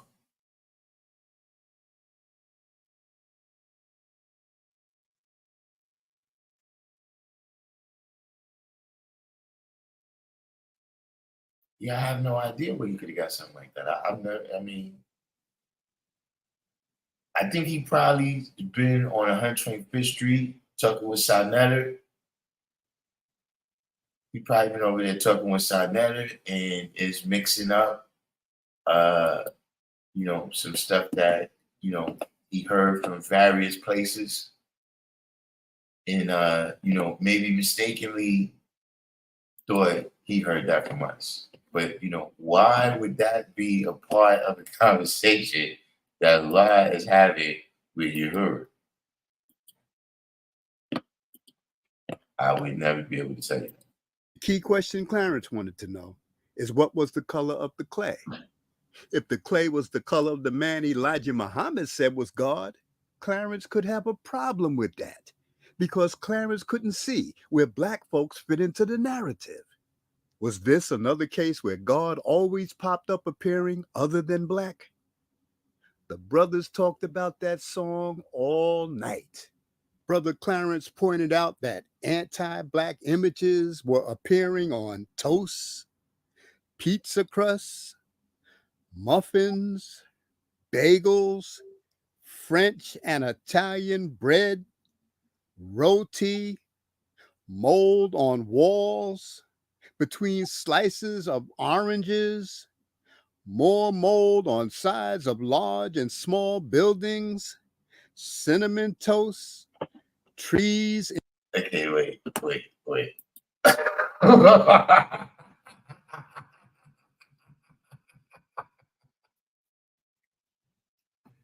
Wait. So now he's put Allah as a member of this. What is this? I know this is Catholics do this. This is Catholics do this, where they see either Jesus or the Virgin Mary. Where they see either Jesus or the Virgin Mary everywhere.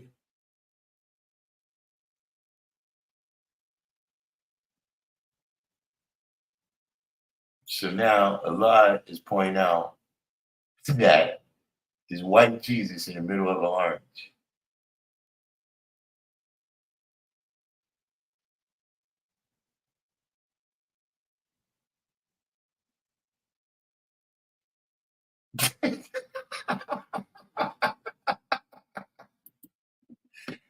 Oh man, this is in dense forests, pancakes, tree bark, in the woods, clouds in the sky, more toast, more mold in room corners, spilled coffee, potato chips, exotic pizza, chopped off trees, x-rays off people's chests, tree limbs, more pancakes, watermelon, onion chips, hot irons, and even cheese doodles. And none of these images had African features. And now they're pushing another God on us that doesn't have African features. I see why Allah and Justice challenged the doctrine. Brother Clarence, also known as Clarence 13X, also known as Allah, and his right-hand man, Justice, also known as James 109X Howard, when he was in the mosque, was also known as 4 Cypher Allah, also known as Old Man Justice in 5% circles. These were two no-nonsense heavy brothers who, when you asked them something, they didn't. Don't forget about that part. What's in the name?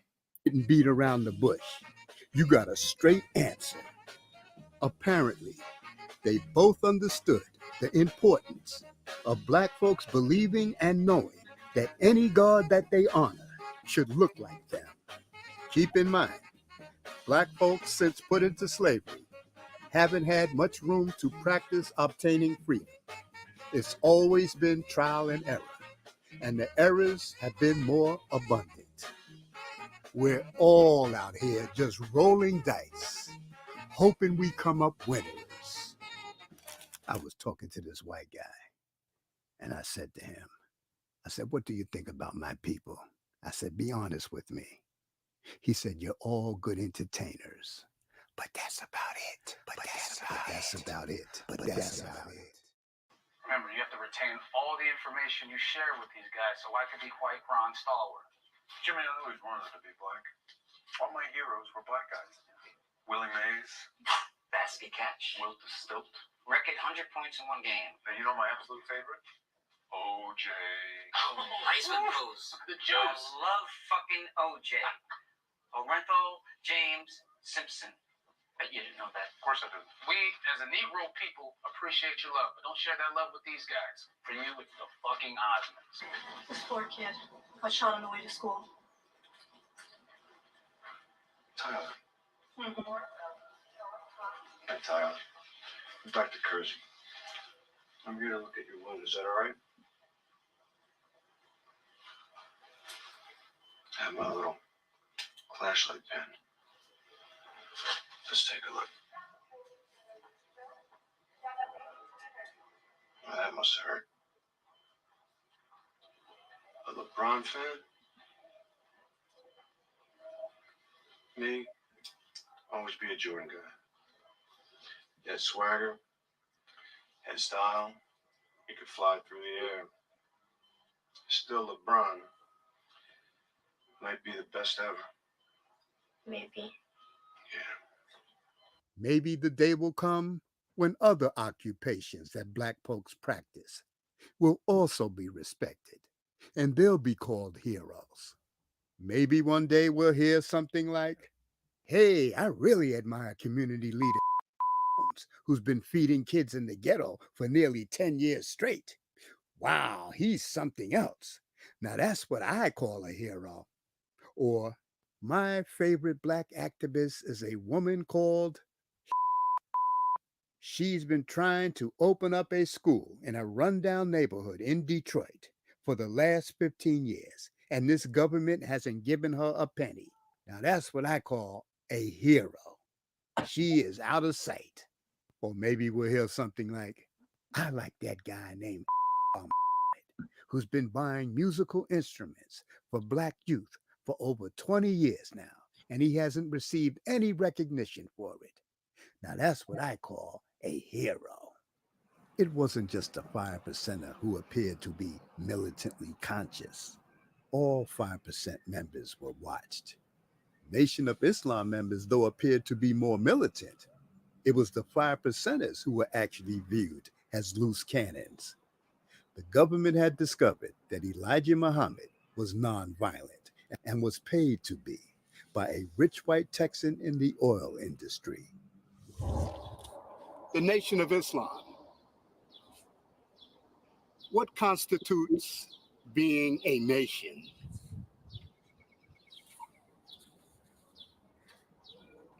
Because to me, I don't see any nationhood. Well, a nation is supposed to be a group of people that are unified to work for a certain purpose. I don't see the purpose. That's a problem, right now. Because, let's define what happened with the Nation of Islam, when they started. Okay. Under Elijah Muhammad, when they first started in the early days, they had a purpose. Their purpose was achieving things through militancy, black militancy, and education. Somehow, that has lacked. I don't see it, And the movement seems like it was permanently damaged due to the assassination of Malcolm X. So we have no real nation building right now. As you can see, we warring with each other, we killing each other. Our music is genocidal.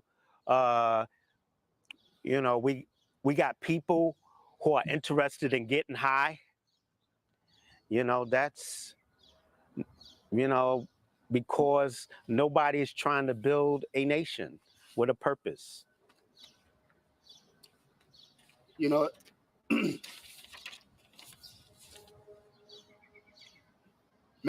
Malcolm accused the Nation of Islam of being funded by a white man, a rich white Texas billionaire called H.L. Hunt, who was in control of the global oil industry.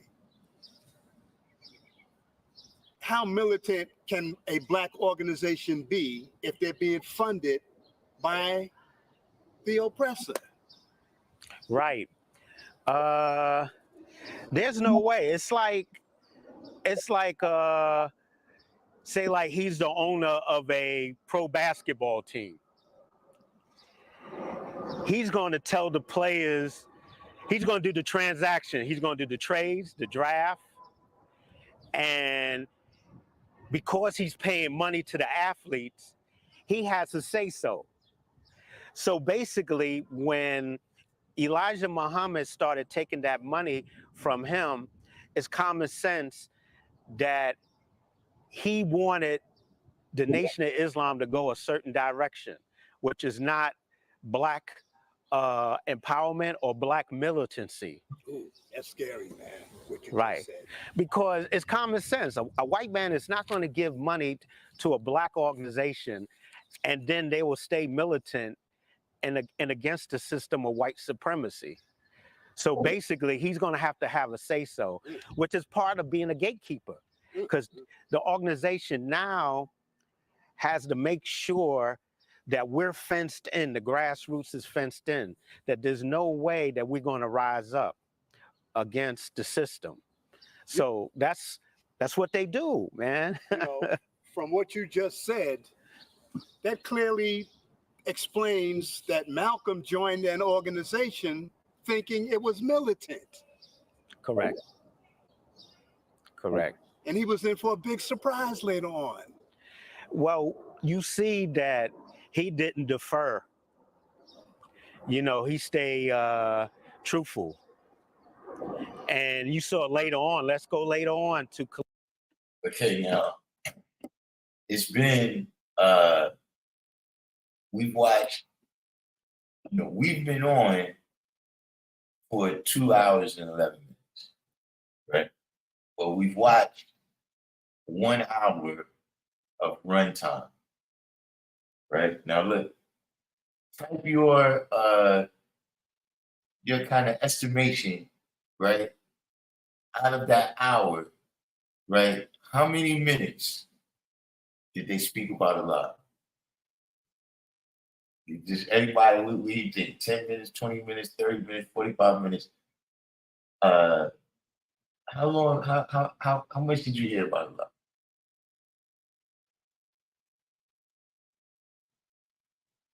How much money did H.L. Hank give? Yeah, that's a good question. I think it was over a period of time, the way they say, you know what I mean? But this dude right here look a little bit like Puffy. Khalid Muhammad. Khalid Muhammad stayed true. I think he was trying to help the Nation of Islam go that direction again, but there's always pushback. It's like, no, we can't. You know, we have to be a gatekeeping organization. We have to throw out rhetoric. You know, we have to sell certain newspapers. We can do things in the black community, like get people off of drugs, but they have to join the Nation of Islam, you know? So that's what it is. It's like a church. Wow. It's like a church. The churches don't do nothing anymore. If you're on drugs, they bring you in the church and try to clean you up. You know, that's what these organizations do. You know, they don't want to be militant. His mistake was, the mistake that he made was the Million Youth March. That was the mistake that he made. Yeah. Because that's why they got rid of Clarence, 13X. Because he went after the youth, the 5%ers. Talk to me about Clarence 13X. Clarence 13X was one of the most brilliant brothers that ever stepped inside the Nation of Islam. Okay. He was far more superior mentally than all the brothers in Chicago. Right, okay. And he was the man here in New York City. His intelligence was he was just so smart. He was a major mathematician mentally. And he figured out the sciences of numbers. Okay. When he started the 5%ers, he gave the student enrollment lessons to youth off the street, the common everyday kid. And it was just like they pick up nursery rhymes. They picked up actual facts. You know, the sun is 93 million miles away. The moon is 127,000 away. The sun burns at this temperature. You know, the earth revolves around this. Those are all numbers that he put together. But were they the same? Because when you obviously I know absolutely nothing about the 5%ers. Correct. But I know when I listen to them talk, they talk about the lessons. Now, oh yes. Were they the yes. same lessons that were being taught Yes. Yes. And we had to memorize those lessons, and we could be stopped anytime by a captain or a lieutenant or a minister, and they would ask you what was General Order Number 8, and you'd have to say to take charge of this post and all marked property in view, in case of disorder or something, give the alarm. They'd have to cut my head off. But yeah, brother, we had to memorize all that, and it was important that you knew that. And that's how we were tested. And Brother Clarence had a talent for attracting. He had a talent. Like a Piper for young folks. He had a talent, and they would put that in rhymes and stuff. Ice Cube, Flavor Flav right over here in Long Island. Kenneth Supreme. Right. These brothers were geniuses because they learned the lessons in a rhythmic fashion. Minister Malcolm always said this, and he meant this when he always said this. He was talking about Clarence 13X. See, now look, I like this. You know, this brother. He's talking. I like some of the stuff he's saying, but none of them cats is 5%. Who he just mentioned. And I don't remember them putting no lessons in their records. I don't remember Ice Cube putting no lessons in his record. Or Flavor Flav for that matter. You know what?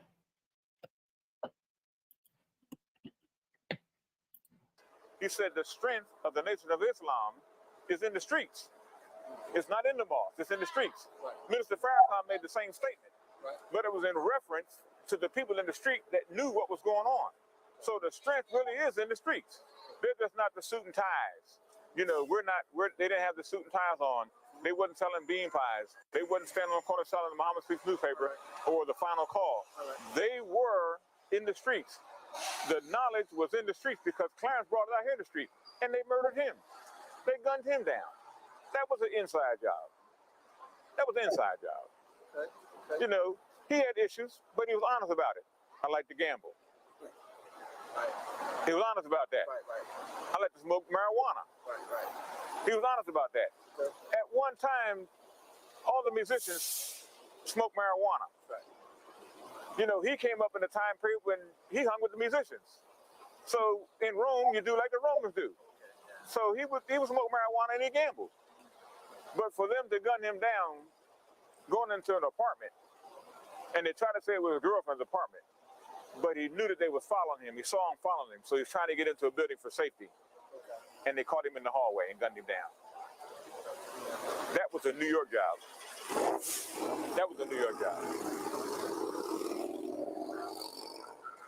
But you know, what I hear or what I've heard is that now the father, I guess they call him the father. Yes. He had a great deal of respect and admiration for Malcolm. Oh yeah. And Minister Farrakhan. Okay. Oh yeah. Everybody in the nation respected Brother Clarence. I'm telling you, he was a genius. He just wasn't an ordinary, everyday brother.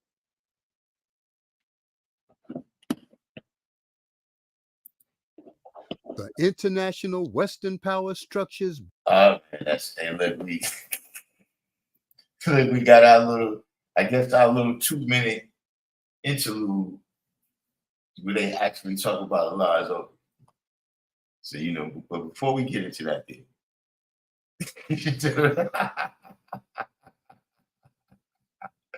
but again, this theme that's right here, I haven't seen that yet. Now we watching it, we just getting my straight up reaction. You know what I'm saying? But again, like I said, they're bringing this guy in now, right? It is 2 hours and 49 minutes into the presentation. And now you're finally bringing people in to refute things that you said in the first 30 minutes. See, I don't know how many people, you know, I'm not sure what segment we covered that in, but you know, in another segment, he said that Allah held a grudge against Malcolm.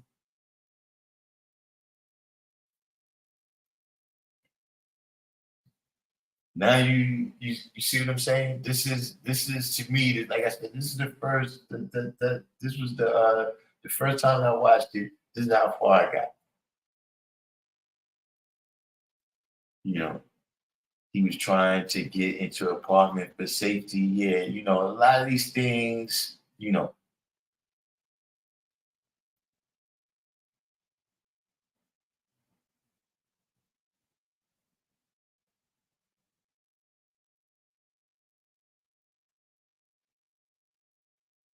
But see, they didn't. That's one of the things that's not happening. Is, you know, people. You know, you a Nation of Islam member. You know, it's people. Look at people's 5%. I don't know them.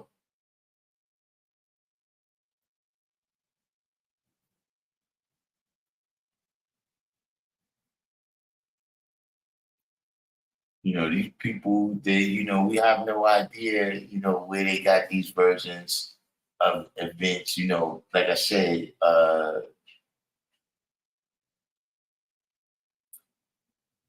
it's clear, you know, and you know, he's presented several different, you know, theories on, you know, what happened to Malcolm, what happened to Elias. You know, this brother here, he says that is a New York job, is an inside job, whatever the case may be.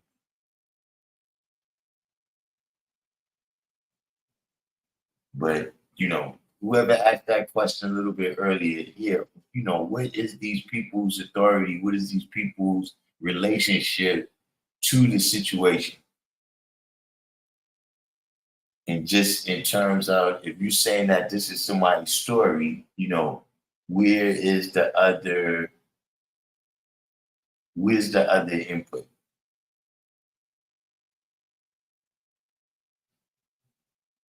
You know, from people that actually was there, people that actually knew him.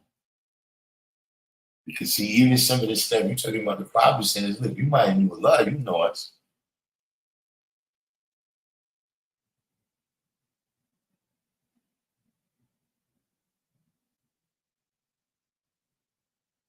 But you know, I guess let's see, you know, we in the deep waters now.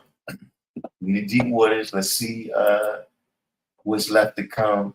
I guess we're gonna try to make it to 3:15. That's like another 20 minutes, right? Another, give or take, 15 minutes, right? If we can make it through, and then tomorrow we'll have just the last hour to watch, and then after we've drank the whole thing in, right, we can you know, everybody come on. We enjoy it up. Biggest fear concerning the Nation of Islam was the influence Malcolm X had over its membership. For the 12 years Malcolm was a member, the FBI knew Malcolm was serious because the surveillance on other Nation of Islam officials revealed the foolishness they were concerned about. Their entire conversations were all about material things. They wanted nice suits, big homes, swimming pools, fur coats, the latest and biggest automobiles that were out. In stark contrast, Malcolm X only spoke about obtaining freedom for Black people.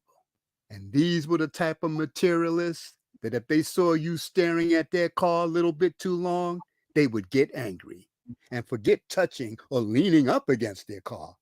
That could get you a serious beatdown. But Brother Malcolm, they knew he was a serious militant and revolutionary who had planned to arm all members of the Nation of Islam with rifles.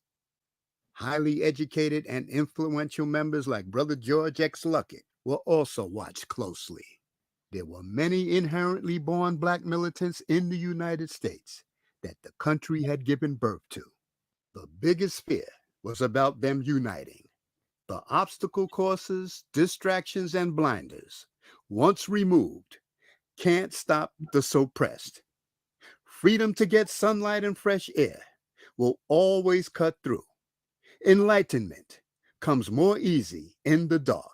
And Brother Clarence wasn't going to sacrifice his authenticity for other people's approval. Brother Clarence, as sharp and alert as he was, could quickly pick up on all the lowballers, the injected sneak disses he'd hear from jealous people around him, always looking for a spot to bring him down, the kind of people whose lives are so far off the track that what they like best in life is stabbing brothers in the back.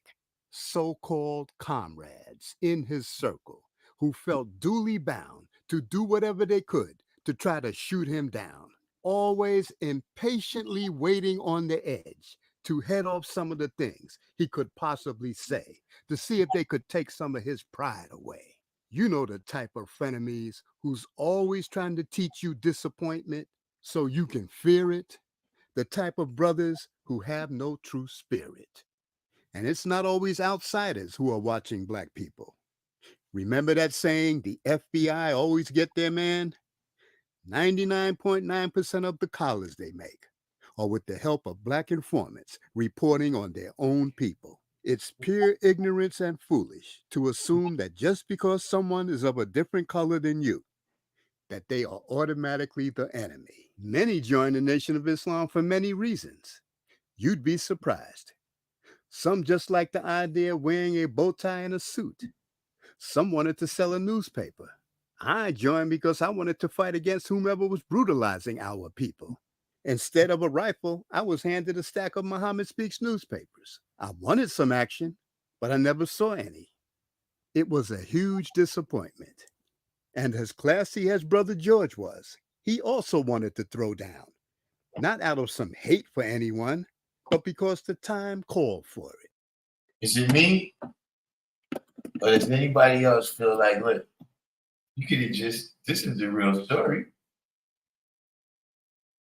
Like, this is the real story right here. Why didn't you just tell this story? Why didn't you just say, look, give you the Omar Shabazz story? You could have started right here. You could have left the whole last 3 hours out.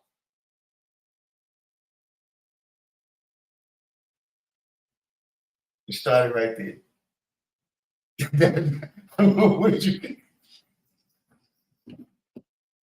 I don't get that. It's sad that we were permanently on reserve status. But I want to thank all FOI of the past for their service. They weren't allowed to demonstrate. Most of us haven't been tested. It's easy to say you aren't interested in money. But when the money is on the table right in front, will you change your narrative? Where Elijah Muhammad messed up is he did. Now look, he said most people haven't been tested, right? And he's speaking on that in reference to, I guess he's saying if you get tempted with some type of game, right, will you sell out? But you're also talking about,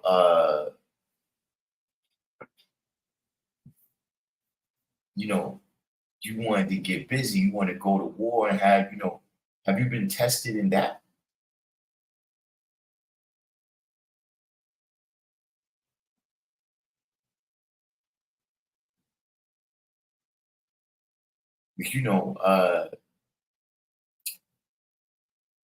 It's not like it's not a track record, G.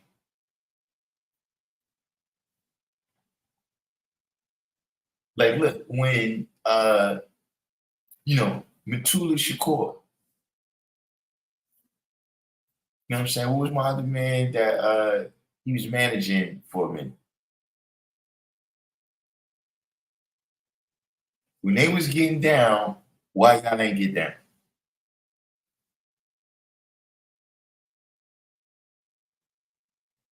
When they was doing all of this stuff that you was talking about, Why you didn't join with them then? Or why you didn't get your own crew together and say, yo, brothers is getting busy, let's get busy.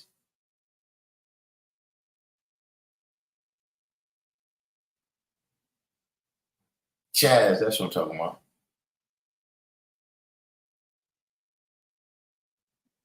Yeah, Black Hand and all of them. Why you didn't get down with none of that? BLA, why you wasn't down with none of that if that's what you wanted to do? That's the first part. The second part is they've provided a track record, right? They've provided a track record for what can come of you if you go that route.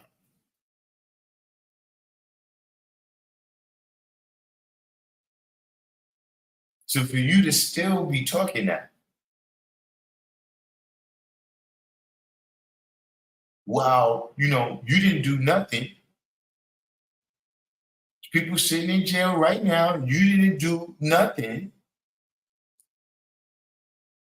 but you still talking all this militant stuff. And it's not just him, I'm just saying in general, man.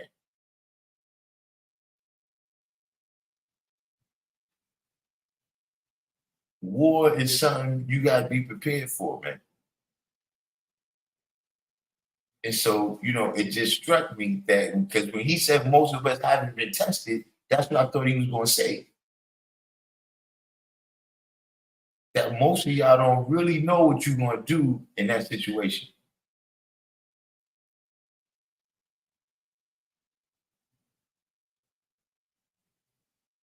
But in all reality, stuff happens all the time.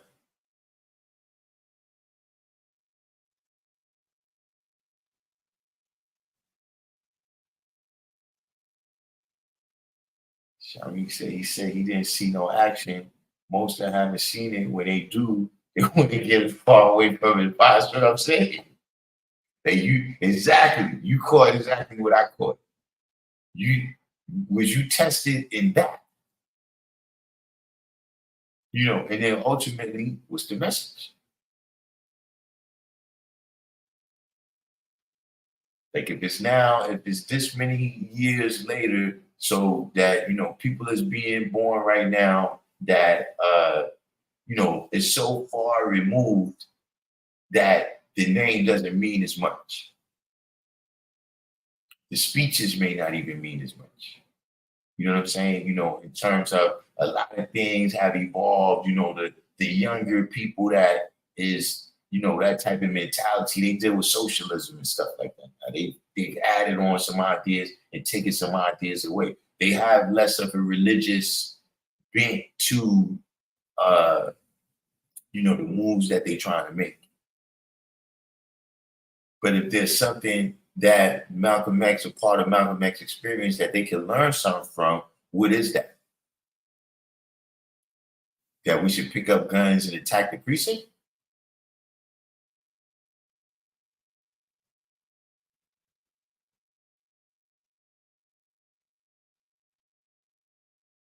I mean, you know.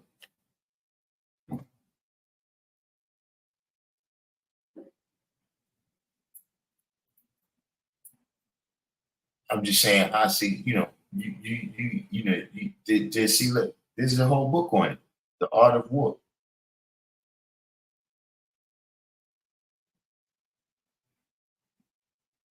Where whoever's prepared the best, man, is taking the win.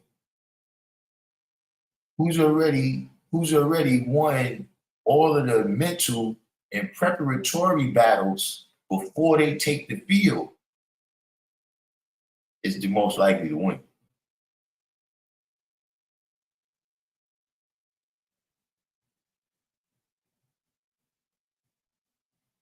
And just a lot of things. I mean, look, you know, once you go to war with them, you can't go to the Walmart and get bullets. You can't go to the you gotta have all that, bro.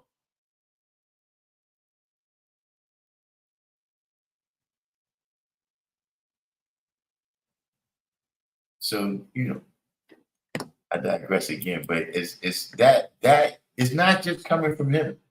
You know, there's brothers that talk like that, and I've always been like, yo, I don't understand your point. Pass the police over there. Why you do your thing, man? Didn't let his followers know where his salary was coming from. It's said that the best things in life are free, but many will say you can give that to the birds and the bees. Clarence let everyone know he was being funded by the city of New York.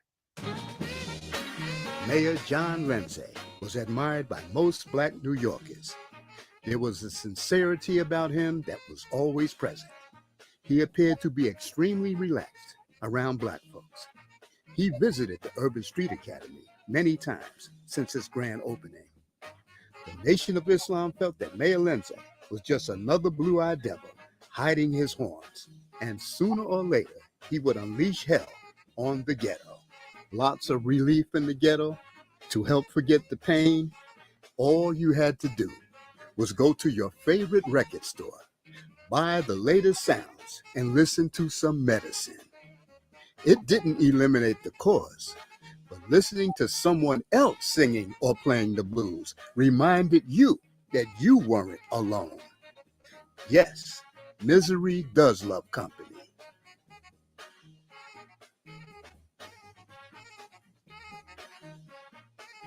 It's a miracle.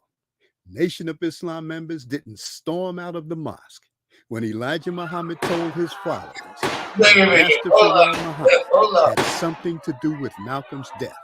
You know what I'm saying? Wait a minute.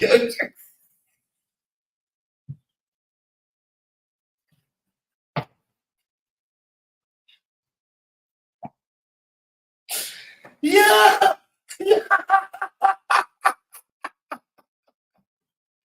All right, now listen, man. I had to agree. Look, you disrespecting Elijah Muhammad.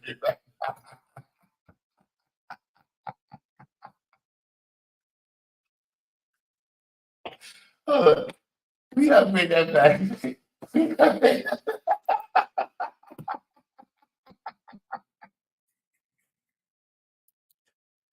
Yeah, wait a minute. Reminded you that you weren't alone. Yes, misery does love company.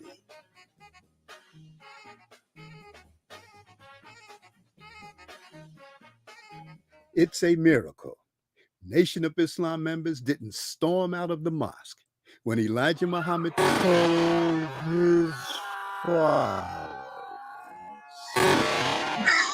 that Master Fard Muhammad had something to do with Malcolm's death, and that Farad was one of the...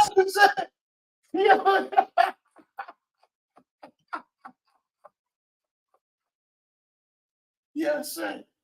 Well, I had 238s. You said.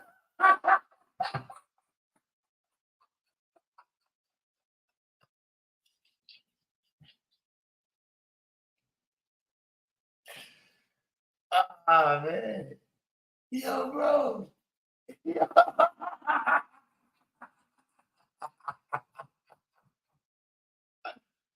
Oh, man. Hold up, man.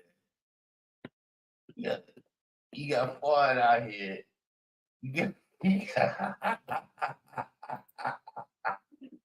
Listen, man. You got Fard out here.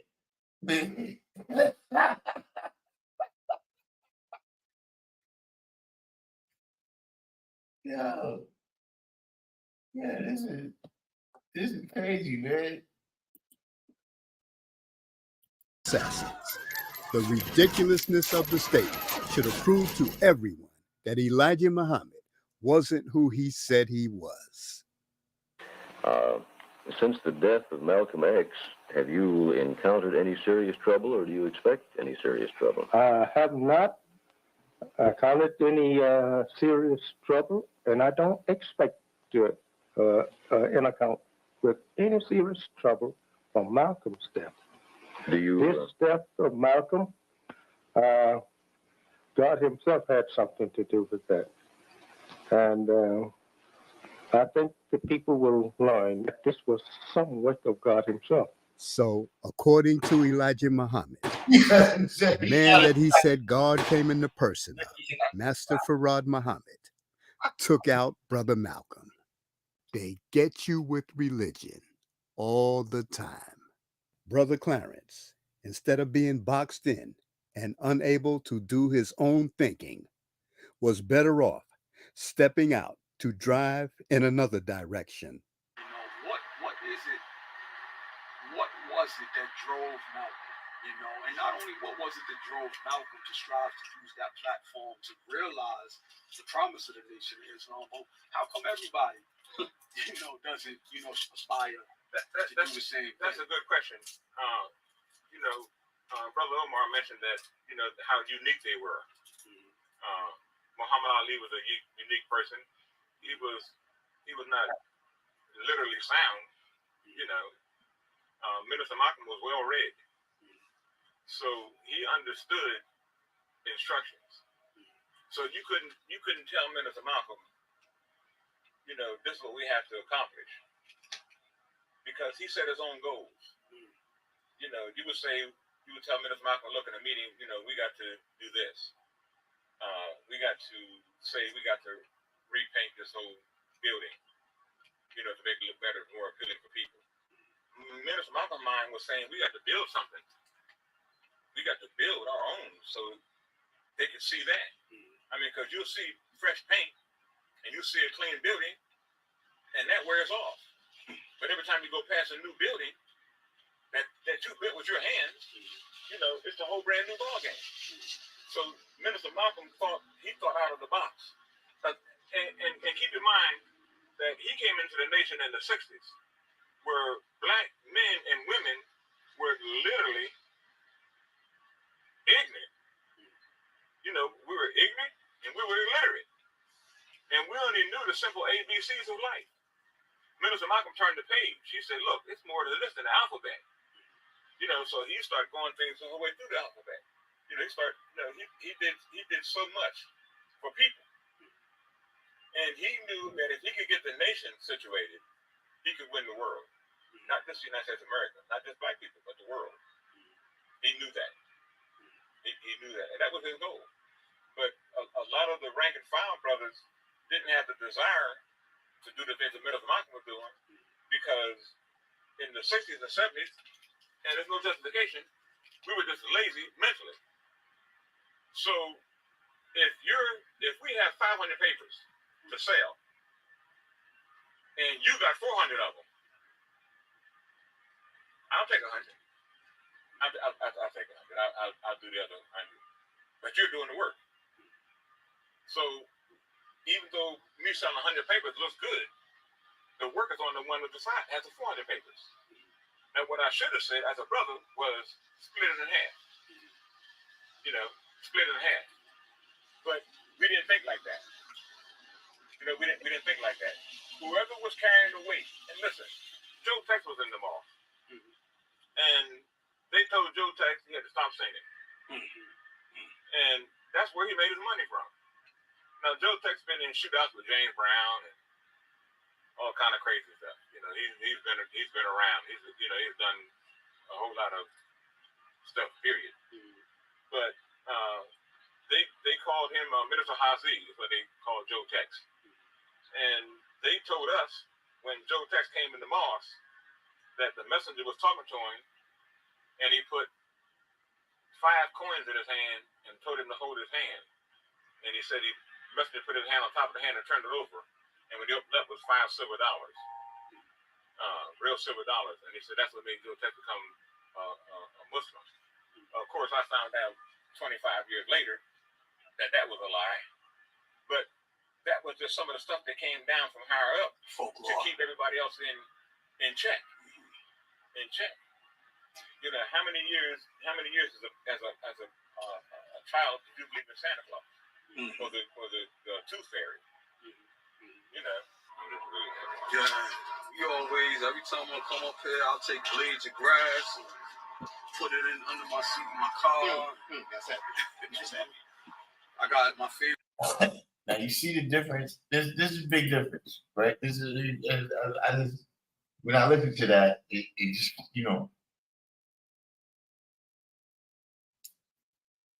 it, you know, as young guys, you know, at least at that time when I was coming to the knowledge, a lot of the fantastical stuff that you would hear, you thought people made that up. Like even the stuff that really happened, you know what I'm saying? There was people that was like, nah, that didn't really happen. You know what I'm saying? You know, just say that you couldn't really introduce you couldn't introduce the mothership into the cipher and really have people, you know what I mean? You couldn't tell somebody that yo, you know, he put 5 coins in his hand and then they turned into silver dollars, right? Now we would have said,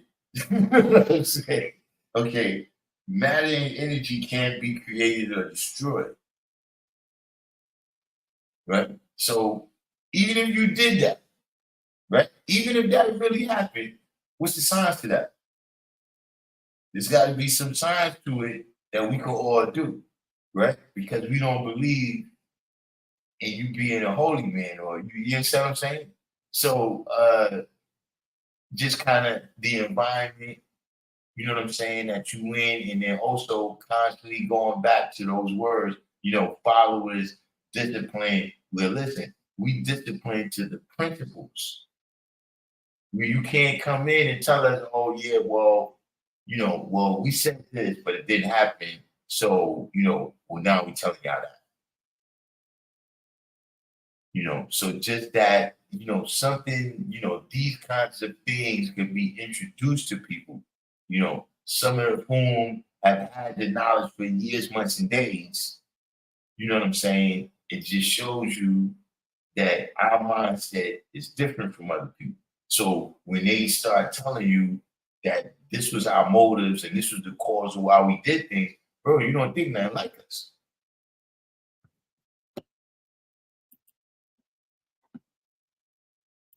Favorite copy of the autobiography, the one that has been with me for like 20, 25 years now. I got Blades of Grass taped in it from him. You remember that time we went to the house? Did you touch the gate near the house? Yeah. I guess you got charged up from that alone. Yeah. I should have added a little electric effect to you touching it. Nah, brother, you remember when we was talking about, you know, I mean, this was like it wasn't a serious notion, but we was joking around, like juicing some of the grass, you know, and getting, you know, yeah. That's hilarious.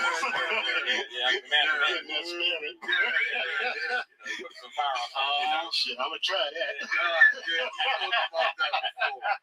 That's funny. Wow, that's humorous. That's real heavy. All right, we're back on officially. Yeah. I'm trying to form this question. Wow. There's so much I want to ask. I'm trying to frame everything. I told y'all, wait a minute. Wait a minute.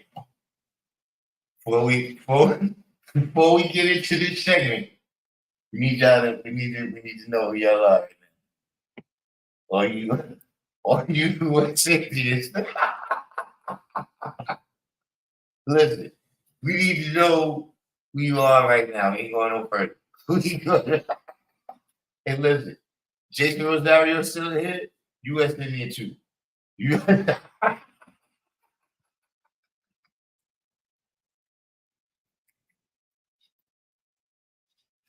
I mean, see, listen. That's one thing his brother hit us. We didn't know y'all was scheming on us like that.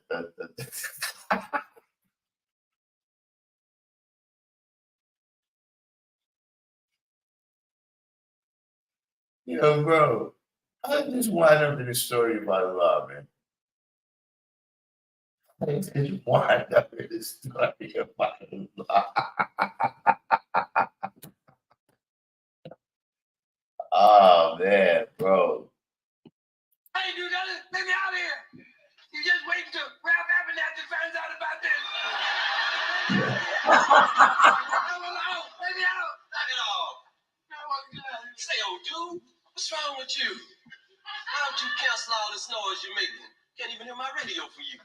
Man, I'm a real sick man. I got to get out so I can get to my medicine, because I go like this. I mean, like this. So, you know, you say, so, what kind of brother are you?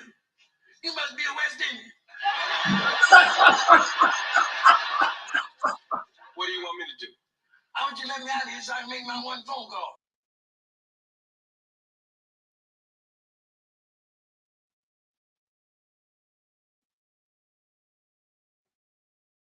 It seems like it's a thing of the past, you know, and we need a fight right now because we're in the situation of genocide.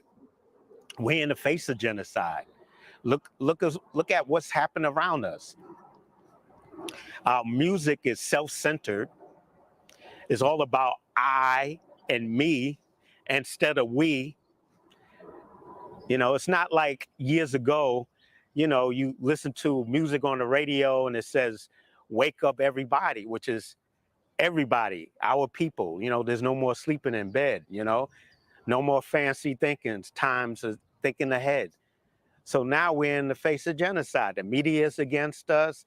The politicians is against us. Even immigrants who come here, they come from anti-Black backgrounds. They're against us. So everybody's against us. Even our own people are brainwashed to be against us. As you can see, we're shooting each other. We're killing each other. You know, everybody's against us. So we need some type of militancy, some type of fight again. Because look what's happening to our children. Our children's asking questions like, why is all this stuff happening? And we have to be truthful and let them know. Yeah, so it's going to take a jump start to get us back in that mode of togetherness, if it ever existed. Right. And that's the question. Did it ever exist? Where we're on the right path in the 60s until the white politicians got together and said, hey, we have to stop this. We have to stop talking about Black. So basically, they put us in a system of benign and neglect. And that was started by Daniel Patrick Moynihan under the Johnson administration. If you notice, nobody says anything about Black causes anymore. Nobody even mentions the name Black. And what I mean is, when they refer to us, they put us in broad terms like minorities. We have to take care of minorities. But a minority could be a white woman, it could be a gay person, it could be an immigrant, it could be a midget, you know, it could be a person in a wheelchair. That's a minority. And they use other words like people of color instead of using the word Black. But anybody could be a person of color, white, Black, Asian, Indian, you know. They talk about urban neighborhoods. They don't talk about Black neighborhoods. As a matter of fact, with these policies, they have destroyed the Black neighborhoods. Only thing we have now is hoods. And that's what they did to us. So they put us in broad terms, never mentioning Black. So when the money and resources go to certain things that try to help us, it goes to a more broader sense where everybody gets the piece of the pie except us. Or when we do get a piece of the pie, it's just a small piece. And that's what they have done to us. Oh, it's not about worshiping anyone. It's not worship. We're not worshiping in Malcolm. We're not idol worshipers. Yes, you are. We just go up there to pay respect to this fearless warrior who put it all on the line. He was on his way into the United Nations building to set the stage for reparations. Had he set the stage for reparations and forced this racist system to do the right thing for our people, we wouldn't be going through half the madness that we're going through right now. This unity has increased. Mistrust among us has increased. Crime is off the charts. Black on black crime is just ridiculous because we have no love for each other. I believe if Malcolm had been successful at the United Nations building, presenting our case on what happened to us, how we been destroyed, it would have forced white America to build institutions for us where we can learn about ourselves, have more pride about ourselves, and I'm convinced it would have led to better behavior among us. Not like in 2023. We're in January 2023 right now. And if you turn on your radio, you hear the crimes being committed all over New York City. I'm sure it's the same where you live also, whatever state you live in. Chicago, Detroit, Pennsylvania, Philadelphia. It's the same with us because it's all connected. Does anybody have a stopwatch? When was the last time they spoke about it a lot? We need to start timing this. When was the last time they spoke on love? Connect is connected. The disconnect that happened to our people has won. And white America is guilty. They're guilty of not repairing us. They're guilty of not putting us on the right track. If so-called slavery by Lincoln, if he freed the slaves supposedly, that wasn't freeing anyone. Freeing them to do what? To just run wild? Where were the institutions built? Where were the jobs? Where was the employment? They were just free to just go for self. You can't go for self. You have to have an owner's manual. You have to have an instruction booklet to function properly. They didn't provide any of this for our people. Serious changes must be made. And Linwood, these are my final thoughts. You've heard the expression about walking a mile in someone else's shoes. I wouldn't want to be in your shoes for 1 second. In fact, I wouldn't want to be in your shoes for a nanosecond. And you know how fast that is. I wouldn't want to see anything through your eyes because I know it would be a fucked up perspective on things. I see how you saw a legitimate leader in Brother Malcolm and you got it all twisted. Linwood, didn't you see that griffin, the legendary creature, the monster on the wall? It has razor-sharp talons and a sharp beak that tears to shreds its victims. Linwood, you failed to notice that the winged monster, the griffin, has its paw on a urn to protect the treasure inside. Malcolm was our treasure that needed protection. You see, nobody needs to lay a hand on you. The legendary griffin, the winged monster, will get you.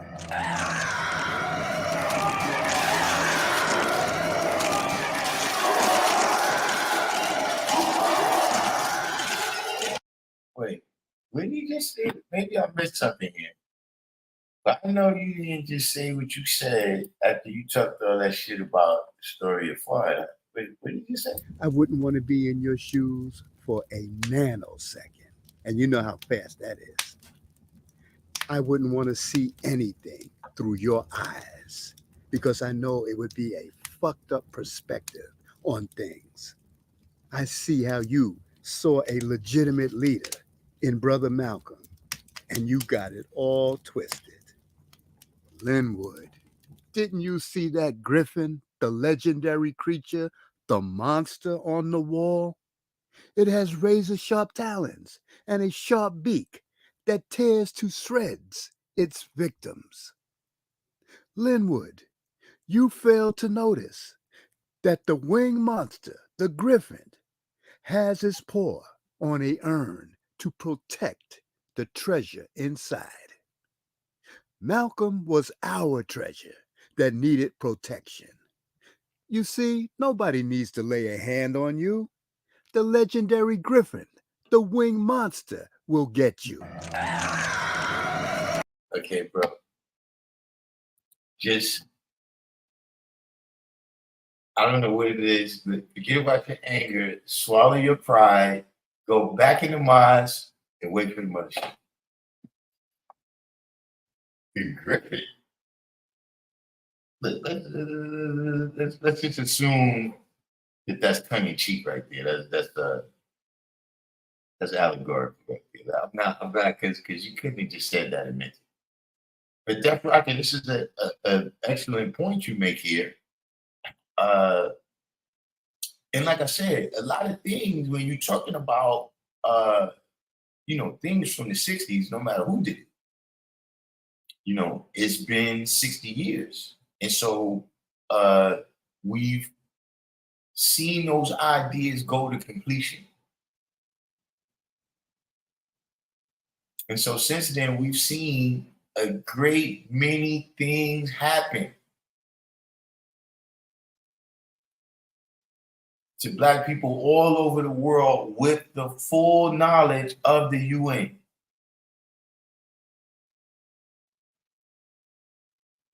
You think the UN never heard of Emmett Till?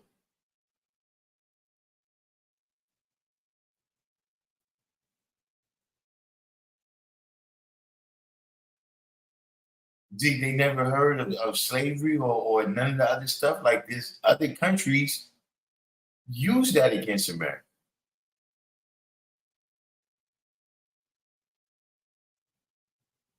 But you wouldn't talk about human rights violations.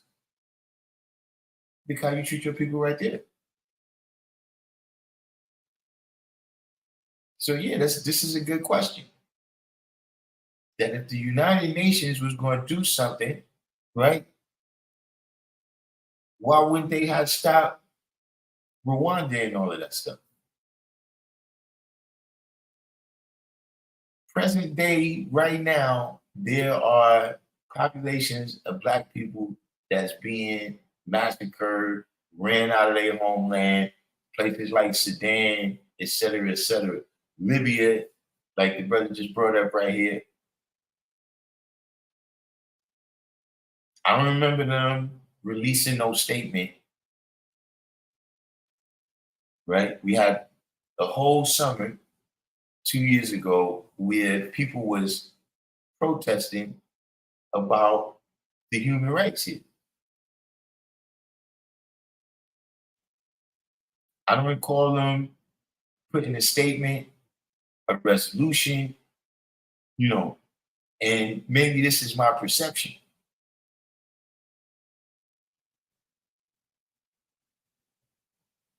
But the UN don't run the US. The US runs the UN.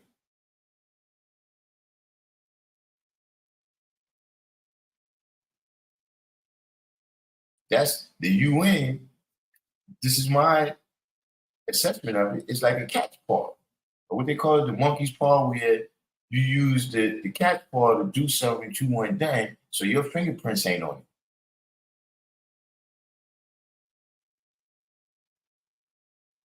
But the UN don't make laws. The UN puts resolutions.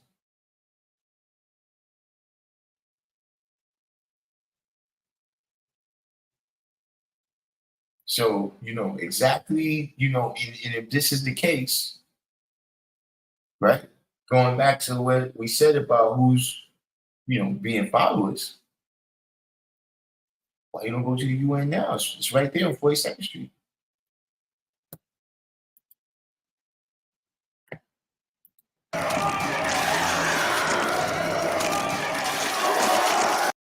The one thing I gotta give Shinga though is special effects is crazy, son. In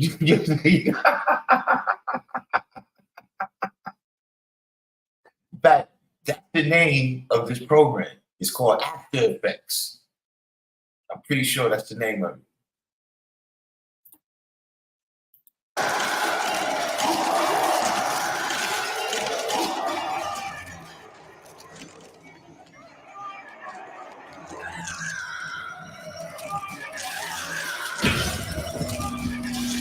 Oh, that was grinding. Yeah.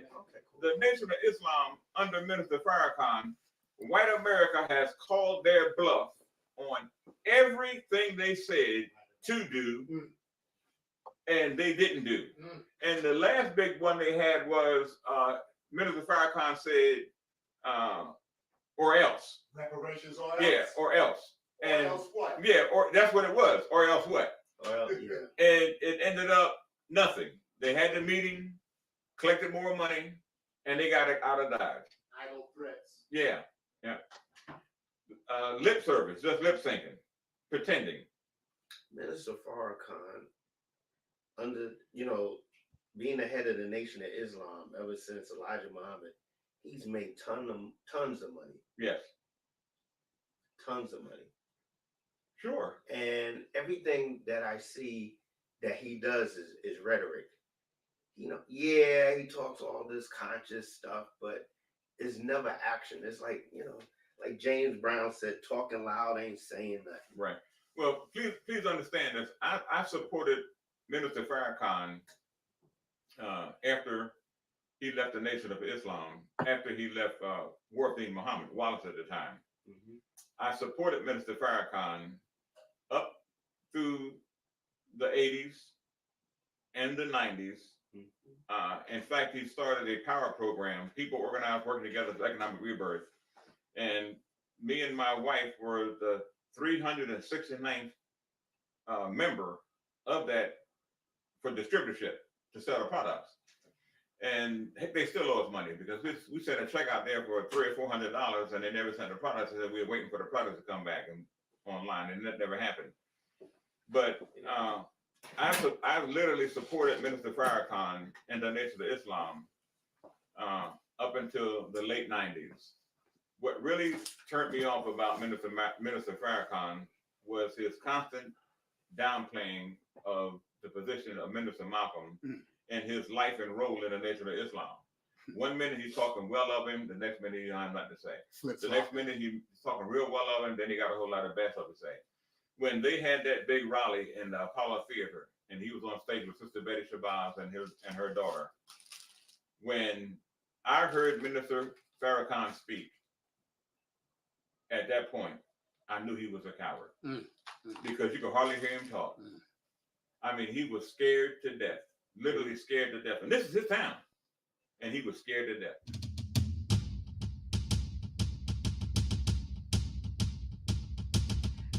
They trying to teach that.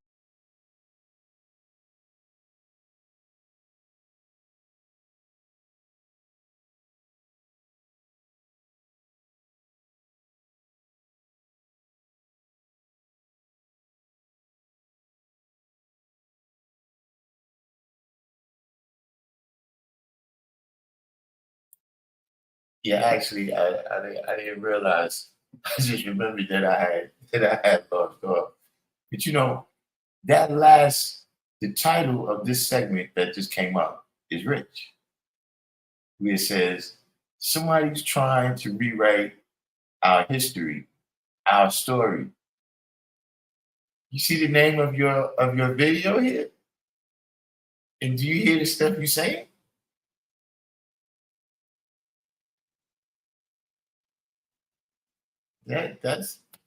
That's wild stuff. That we came here as immigrants. They trying to say that we weren't slaves. Oh, man. Yes, that's why they call it critical race theory. Because white people don't want to be responsible for slavery. Because if they're responsible for slavery, then they're going to have to give us reparation for the free labor. So they coming up with all kinds of ways to deny us. Inhumanity, washing us away from history.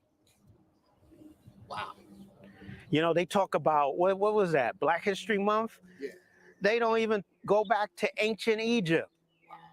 And we were Black.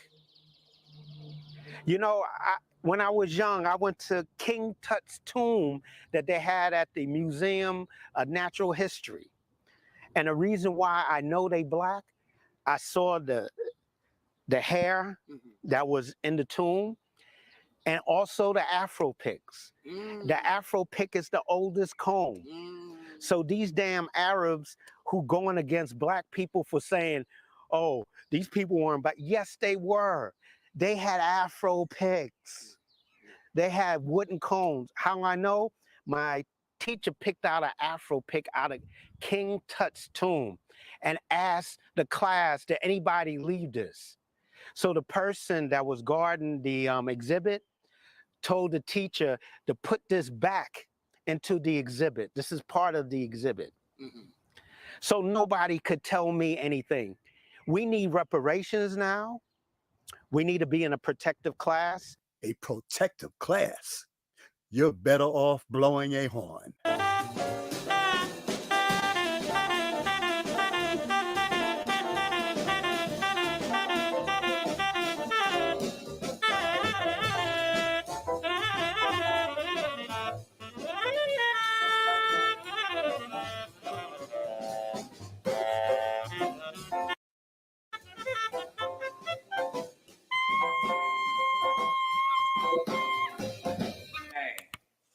That God bring about a different change that the world been seeing misery of, that live in love, peace, and happiness.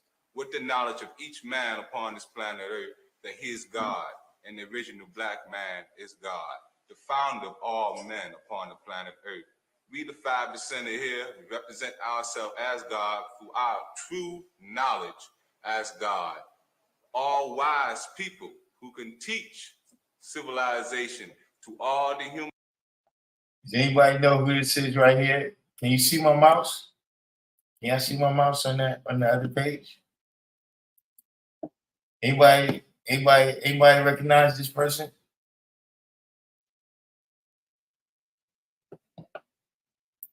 I gotta get out a couple minutes. Does anybody know who that is?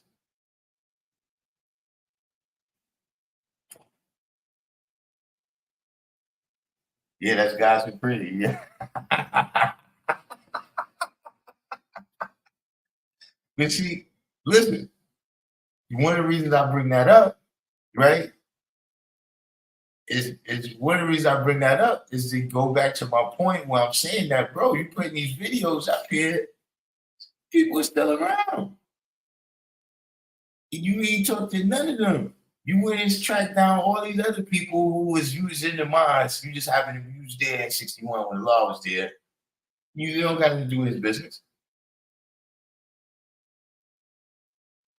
But yeah, you neglect to talk to all these people, and then you go up there and tell our story. And then you say somebody's rewriting history. Human families, which is our generation upon this planet Earth, from seas to come, from seas to go, if they will to die. Direct from our newsroom in Washington, in color, this is the CBS Evening News with Walter Cronkite and Russ Hodge in Memphis, Tennessee, Dan Rather in New York, Bernard Kalb in Saigon, Marvin Kalb in Wellington, New Zealand, and Bert Quint in Quezon, South Vietnam. Let's have another go at a test that's not in the book. Is due the Lord of the worlds. You know, this revolution is filled with so many ironies, really. First, you tell us that it is manly to keep your word. All right? If you are a man, you keep your word. And now all that the black people in this country are demanding, and even the black people in the whole world are demanding, is that you keep your word. You told us we were free. Well, then show us that we're free. You told us that there is justice, equality for all in this country. Well, then stick to your word and let us see the justice and equality for all. Or else admit to us that you're not a man. You're a worm. You're afraid of us. You're afraid to give us equal stand. You're afraid that if you give us equal ground, that we will match you and we will override. It's quite heartbreaking to. Yeah, once again, I couldn't. We had to. We know what that's gonna. We know it's there. Find out that the person God was said to have come in the person of, Master Farad Muhammad, never stepped in to prevent any of the historically tragic things that happened in the lives of Black people. Was God always present in this person's presence? Was God in this person's body for a day, week, month, year, 2 years, 5 years? Did God leave this person's body when Black people's lives were being destroyed? It's a legitimate question.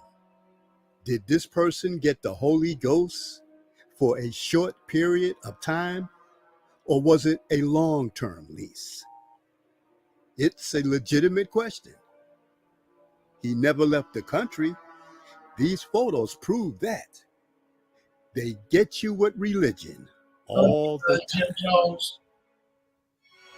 The Mount Morris month, year, 2 years, 5 years. Hold on for a second, y'all. I just want to see if that was Jim Jones in the white suit to the right of the guy they think is father. Check him out. Did God leave this person's body when Black people's lives were being destroyed? It's a legitimate question. Did this person get the Holy Ghost for a short period of time, or was it a long-term lease? It's a legitimate question. He never left the country. Who's this right here? Oh yeah, say it right there. Jim Jones. Yo, what is Jim Jones doing with you? That is crazy. Country. These photos prove that. They get you with religion all the time. The Mount Morris Park Tower went into service in 1857 in response to Harlem residents' demand. The tower gave volunteers a perch from which to watch for fires that were common in the wooden structures that then made up most of New York City. And if a fire broke out, the watchers would spread the word by ringing the bell. Of the 8 original cast iron watchtowers, only one has survived.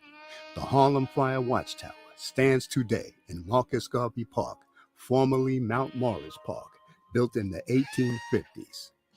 The Fire Watchtower became the gathering place, designated by Clarence 13X and his 5% members in the late 1960s. The significance of Allah standing in front of this pull-down fire alarm box has yet to be determined by Shabazz Productions' research team. The recent Why you ain't ask Larry for X when the rally started? You think he knew everything else? What did he say about this picture? Productions research team. The recent discovery of the footage shot in the Morris Park Tower went into service in 1857 in response to Harlem residents' demand. The tower gave volunteers a perch from which to watch for fires that were common in the wooden structures that then made up most of New York City. And if a fire broke out, the watchers would spread the word by ringing the bell. Of the 8 original cast iron watchtowers, only one has survived. The Harlem Fire Watchtower stands today in Marcus Garvey Park, formerly Mount Morris Park, built in the 1850s. The Fire Watchtower became the gathering place, designated by Clarence 13X and his 5% members in the late 1960s. The significance of Allah standing in front of this pull-down fire alarm box has yet to be determined by Shabazz Productions' research team. What? Yeah, look. He said, listen, man, we got some Illuminati shit. What's the significance of Allah? Hey, listen. Type 1 in the box if you want to know the significance of that.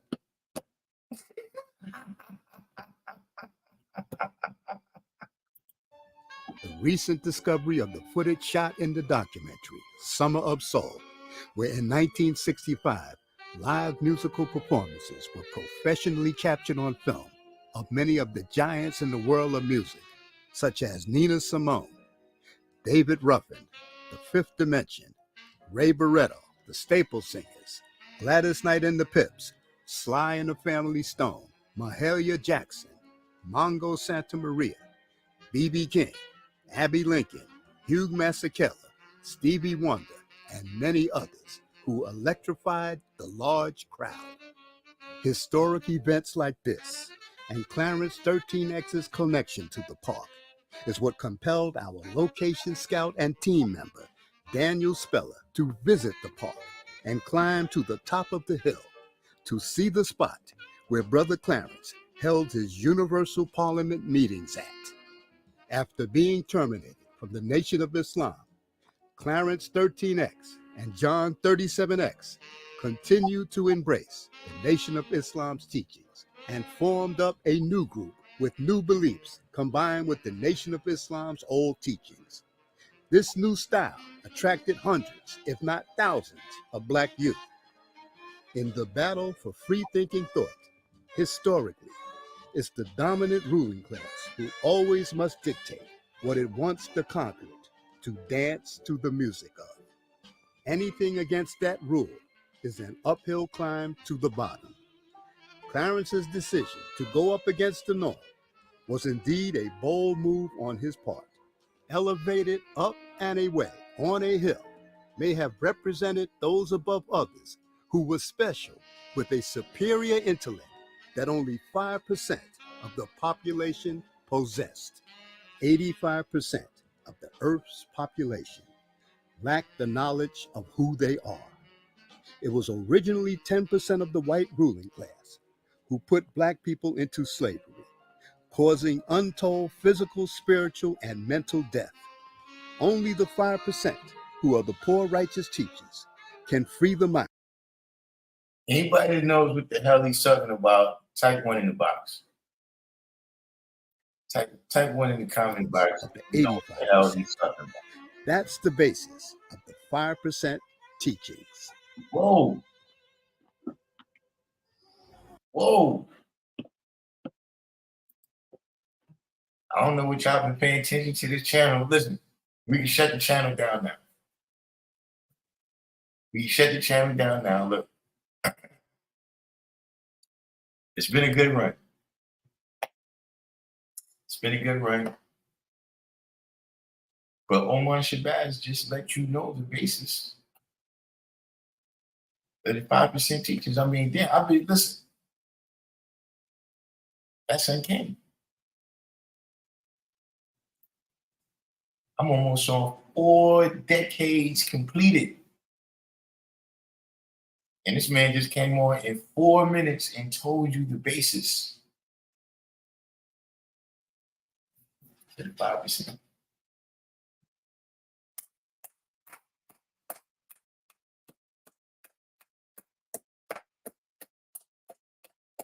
The man is a master.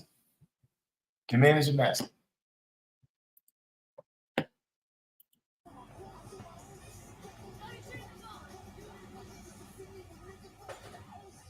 You never should have gave this guy a computer.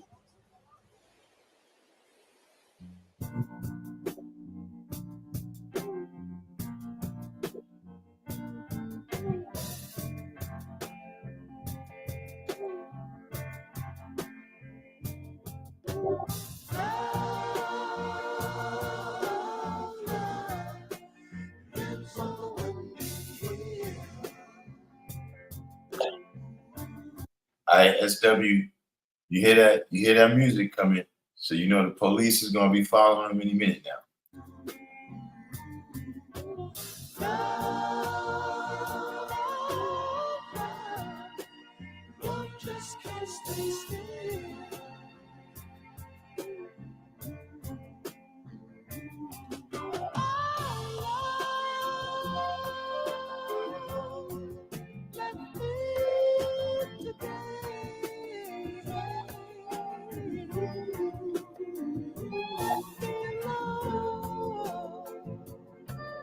Yes, Lord.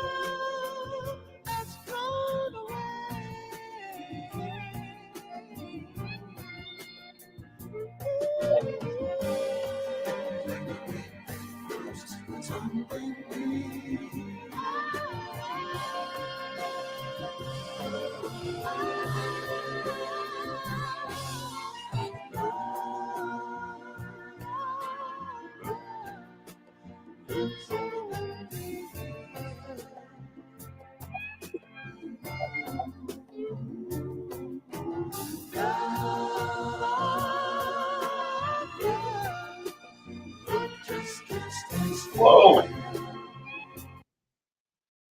Who are these guys? Who are these guys? Who are these guys? Yeah, wait a minute.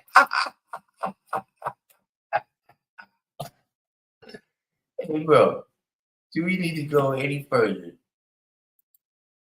Do we need to go any further? You know, you got the Wesley and Wayne here. Wesley and Wayne, and their student right here. Is there any wonder that this was that inaccurate?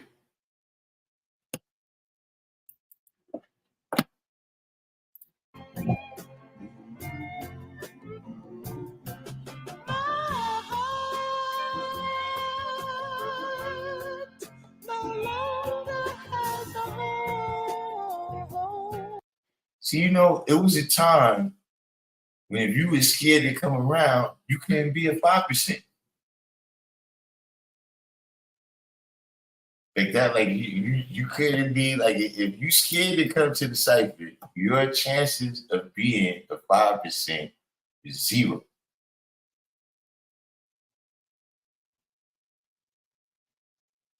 You see, now we got people, man, that they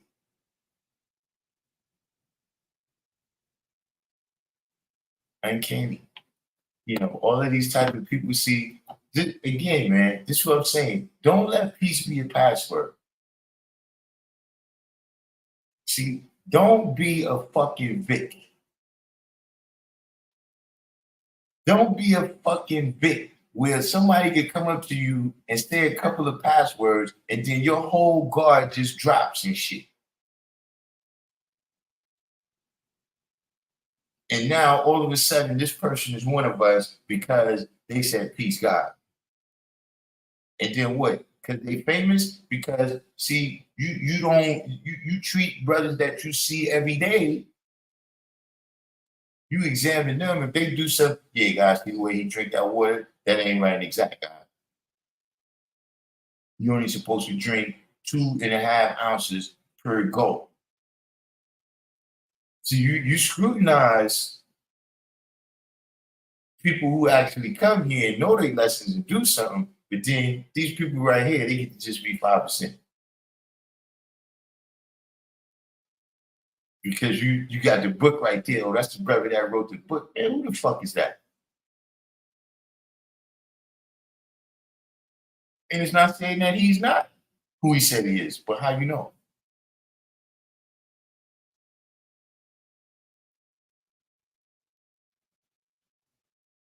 You know how you're going to know? When you don't examine, you're going to find out when you're watching the fire alarm, the Clarence 13 next story, and you hear all the bullshit they put in it. No, baby. Got the feeling. Yes, the thrill. The thrill is gone, baby.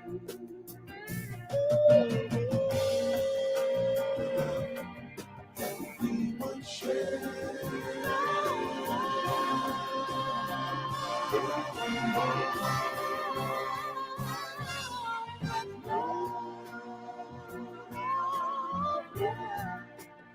Lips on the wind.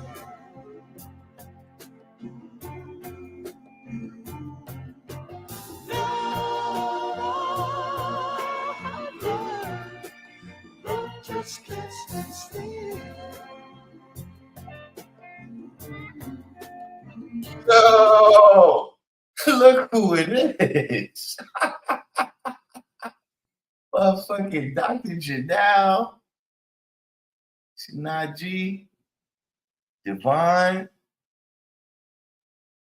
This is Born Everlasting. This is Born Everlasting Earth right here that he had at that time. She got 2 babies for the guy. Is that Tawana? Looks like it could be Tawana. Born God, damn, man, look at Born God looking like 50. Born God's like 85 now or something. Big head. Is this Brother Minister? That could be Brother Minister right there. I can barely see who that is. Cypher? Yeah, so this is probably Tawana. She looks blurry here. I don't know who this is. Can't place this person. Oh yeah, this is Cypher's daughter right here. This person I can't place.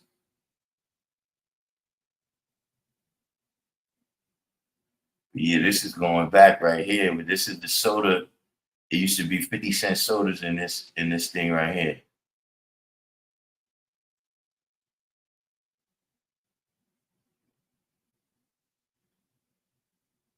Man, that's the days right there, man. Look at Doc.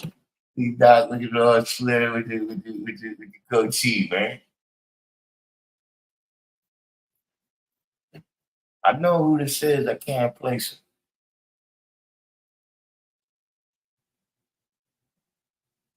I think that's Brother Minister. Seen him a couple years ago. You don't know his lessons now.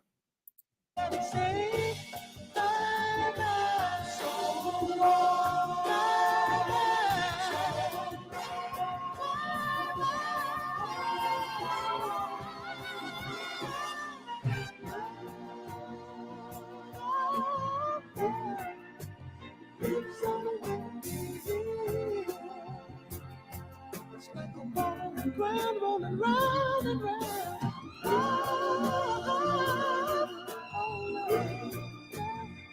Just can't you hear the wind?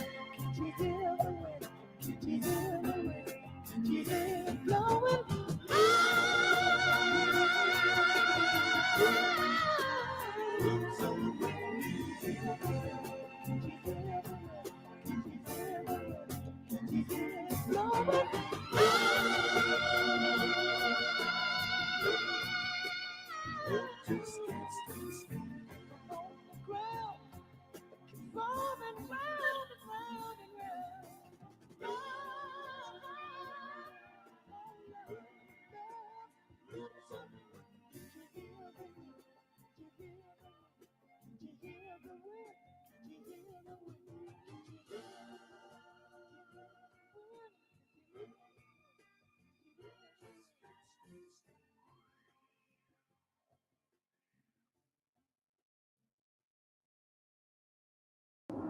But yeah, America has a serious problem. It's getting out of hand, especially black on black crime. And there's nothing in place to correct the wrong that's been done to our.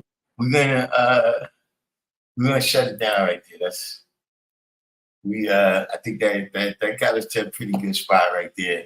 You know, seeing that picture right there, I've seen a couple people right there I ain't seen in decades. You know what I'm saying? So in a way, you know, a lot of this other stuff, that's kind of like common. I haven't, like, everybody in that picture, I know them. I don't, it's one of the things where I probably was right there on the side and just didn't take a picture. But, you know, that's been one of the highlights. That probably was the highlight for me was, you know, how many people in that picture is I'm talking about in the recent waves. You know what I'm saying? Like when you see the older pictures, of course, from the 60s, a lot of those people not around, but you know, that's like some recent kind of contemporary. But so yeah, I don't know if anybody has anything that they want to add on. You know what I'm saying? I'm gonna put the link in here real quick. You know what I'm saying? But you know, I don't know if West Coast Wild was on it, but when I was looking at the, let me see if it wasn't too many of them. Yeah, I was looking at some of the comments. You know what I'm saying? Let's see if we can find West Coast Wide's comment.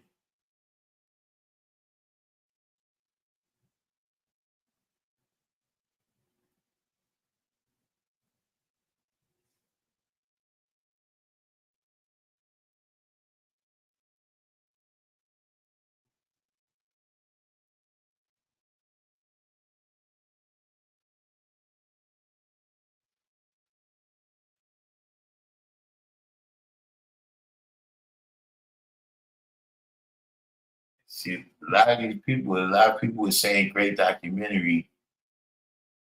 Uh, these people are not 5%ers, you know.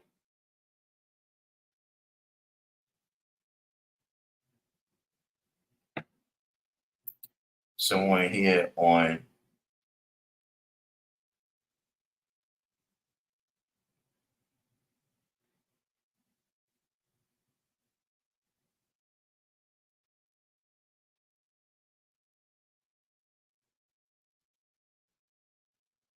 somebody here tells him there's a complete recording of him when he had an interview in Otisville, New York in 1967.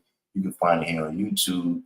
Jabaz Production says, I did hear that recording, but the low fidelity of it made it tough to deal with. When compared to the high quality recordings of others in our community, it lacked severely in translating the brother's body, soul, and spirit. 5% members may be able to absorb what's being said, but the average listener will struggle to keep up with it. The sound is too distant and hollow. Maybe that means you need the 5% to be talking instead of Larry 4X. Oh, man.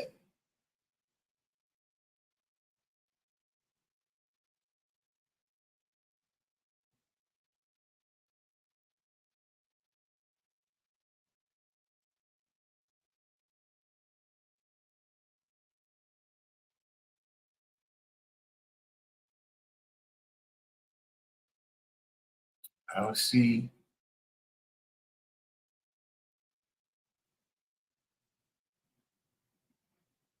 I don't see West Coast Wise comment so far.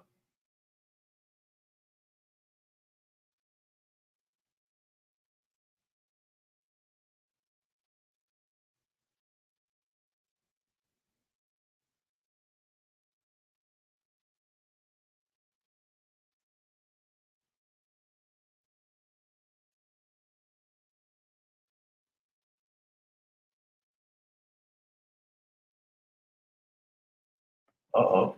This must be one of us, man. Imagine accusing a decorated Korean War veteran of lacking discipline. I can't make this stuff up.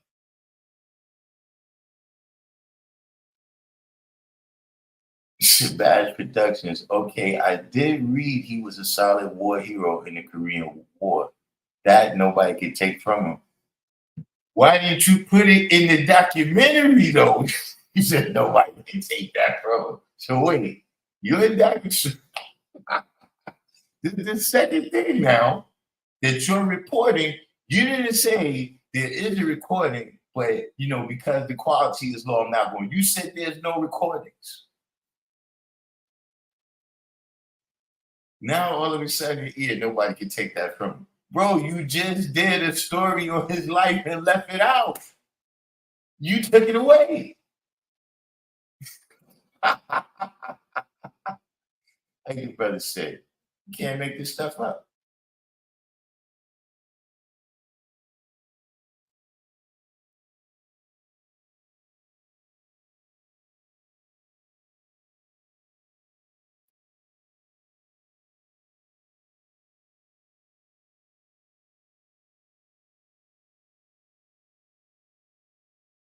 See, this is the one that I saw I don't know if he was replying to West Coast Wise right here, where it says, I don't mind anyone commenting on this film, but if you want to come in here knocking the documented history and flat out knocking me in particular and talking smack, your comment will be removed.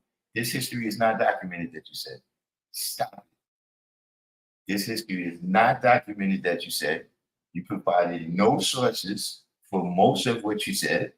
You understand what I mean? And when you did have sources, they were not primary accounts. So, you have to show us the documentation. We need a little footnotes or something there for you to say that this is documented history. And then things that is documented, right? Like his career. Oh, I read that he was a solid. What? Oh, you just read that. That's some hearsay. I heard about that. But you got cats talking about what happened on June 13th. Who was they involved in? Was they before? Was they there during? Was they there after?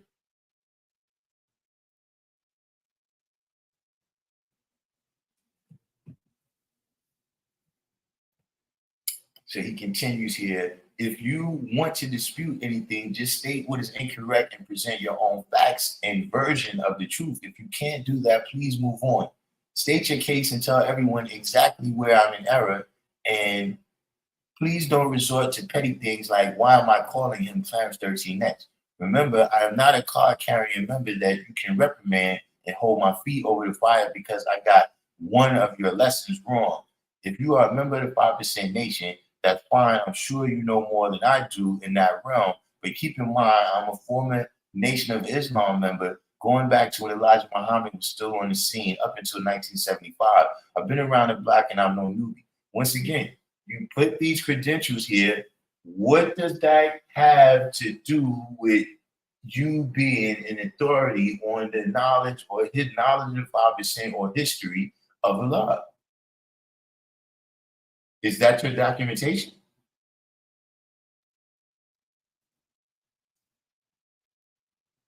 So he continues here, state what I got wrong and do it with respect and we will get along. But if you want to talk smack, you know the deal. Nah, what's the deal? Nah, what's the deal? And please stop complaining that I failed to find audio recordings of Allah speaking. You know good and well how inferior sounding these recordings are. They are not high fidelity. Allah's voice can hardly be heard. The sound is lo-fi. These so-called recordings are noisy. His voice is far away. Compare these recordings that you keep crying about that I failed to do research on to hi-fi recordings of Dr. King, Brother Malcolm, and many others. Bro, you said that they didn't exist. You didn't say that they was lo-fi.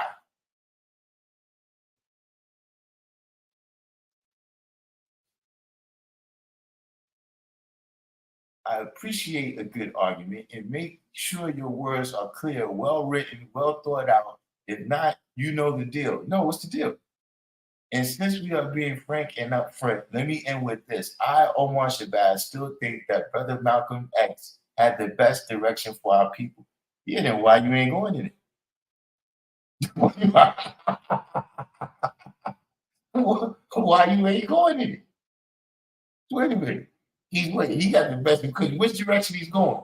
Is he going to the UN to talk peace, or is he going to the precinct to fire shots? Which way is he going here, bro?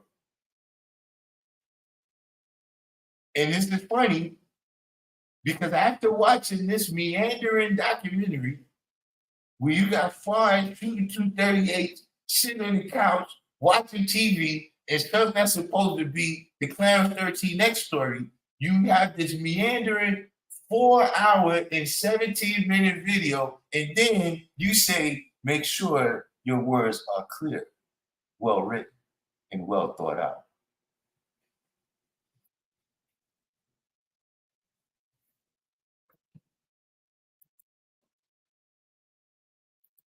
You can't make this shit up. You cannot make something like that up. So let's see who replies here. Well, you got Ramel. Y'all should know Rara. He's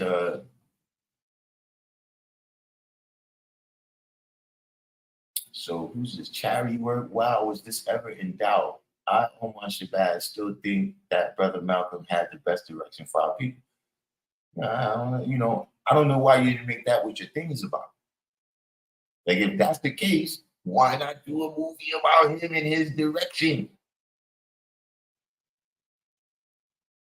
So Ramel Jabbar says there are a few things that were not. There are a few things you were not correcting. Allah the Father is my grandfather. I was raised by his wife and children. His last name is not Jawis. He says, I got some info for you to add on to the next video. Keep up the good work. Have you ever thought to talk to the man's family? Wakil did. I was there when he interviewed my grandma Doris Smith in her home in East New York, Brooklyn. We are around and are willing to clear the air. Yes, there are still two brothers still alive in the picture that I speak to today frequently. Knowledge God and Akim are both still here. And that's somebody else.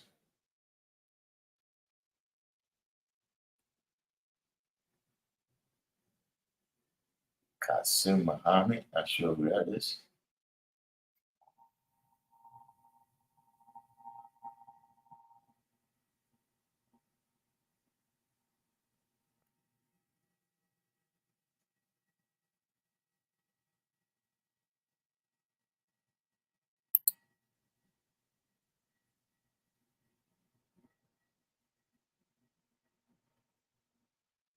No, I think he must have.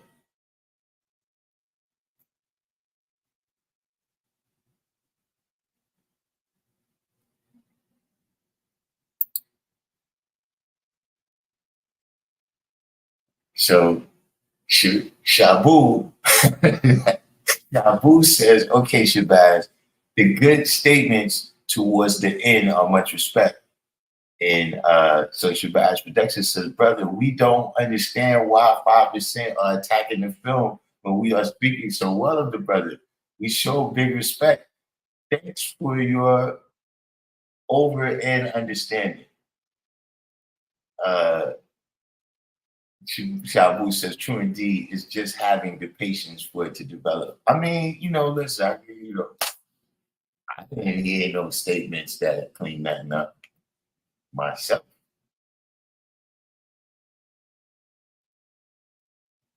But we don't understand why 5% are attacking the film.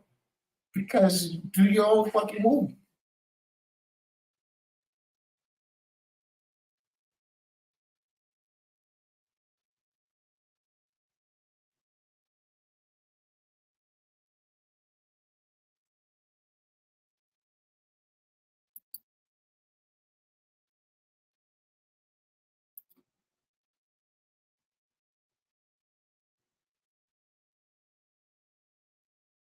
Whoa! Hold on, let me make this big, man. See if y'all can see this here, man. Whoa! Can y'all see that comment? Ramel says, I'm glad you finally went by the school. Shabazz Production says, I actually went into the school in the late 60s. But at that time, I didn't know what decisions to make.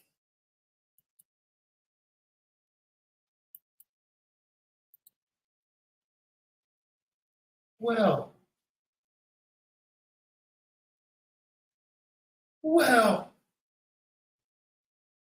after all this, Bro, why is this not in the documentary? Why is this not in there, bro? Why is this not in there?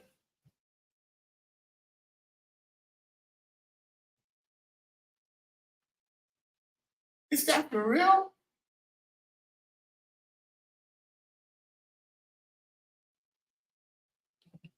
Ooh, that's crazy.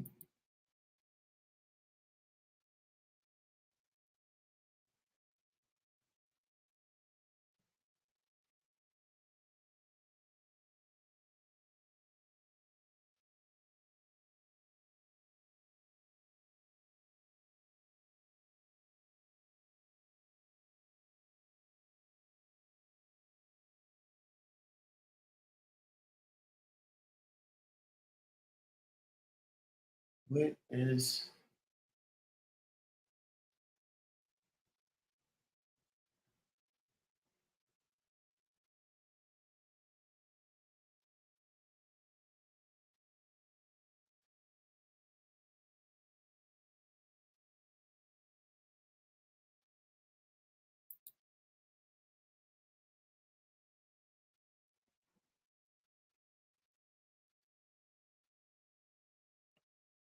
so? Brother says, my request is only call him Allah because that's what he called himself.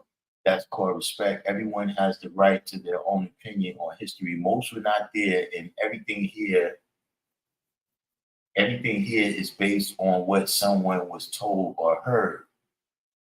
Shabazz Protection replies, in all honesty, I think there are more heavier things we can cover here, but I hear you. Not trying to intentionally do any dissing. It's just that many best relate and can instantly identify the man as Clarence and instantly know who you are talking about. When we went to the building he was slain in, nobody, young and old, knew who we were talking about. So who's up keeping the man's memory in the very building he was shot to death in? Where's the presence of the 5% in the housing projects that are keeping his memory alive? This spoken to the man who has spoken from the man who has not went into one precinct and fired a shot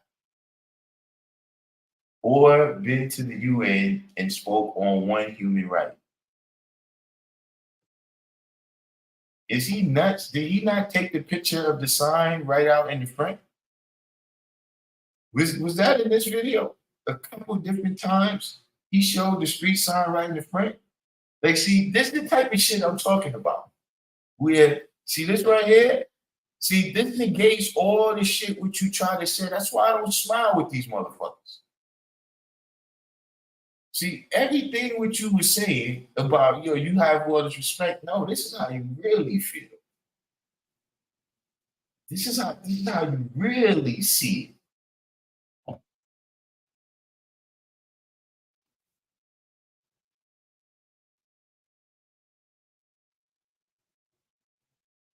So here we got somebody here saying that second incident with Ibika never happened. You look, I never heard that one either. I'm not this name. I'm pretty sure I probably know who it is, but I don't know nobody handle right. So it says, which incident do you speak about, and tell us what really went down. If you have a different story, to come here and just say it never happened isn't enough. Or if you are challenging something, well, to say that it did happen is not enough. What is this? Yo, this is rich, man. This comment section is rich, man.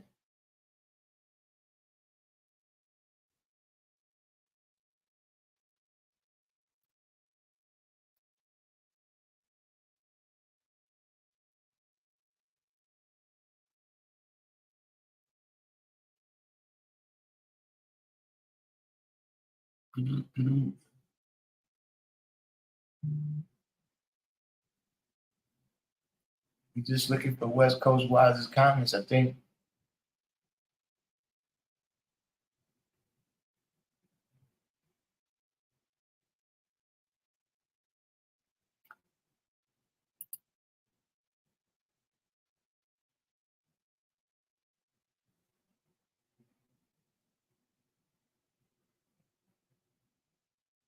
says user BU5IB4EJ5L.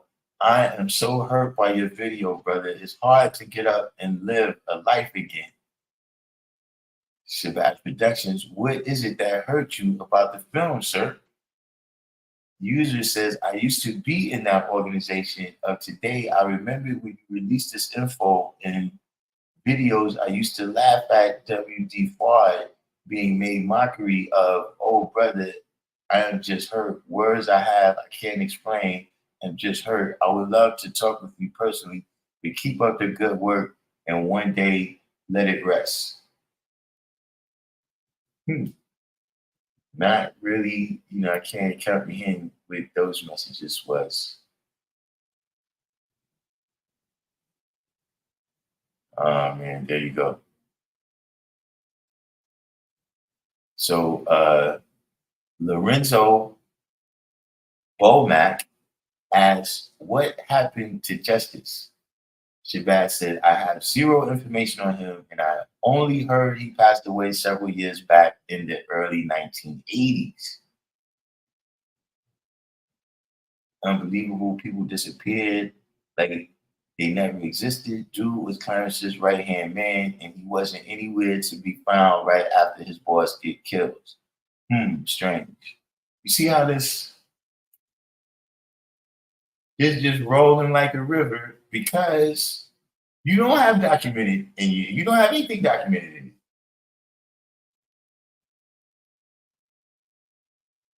you. You don't know what happened to Justice. And then this person thinks that says something about us and not something about the research you did for your film.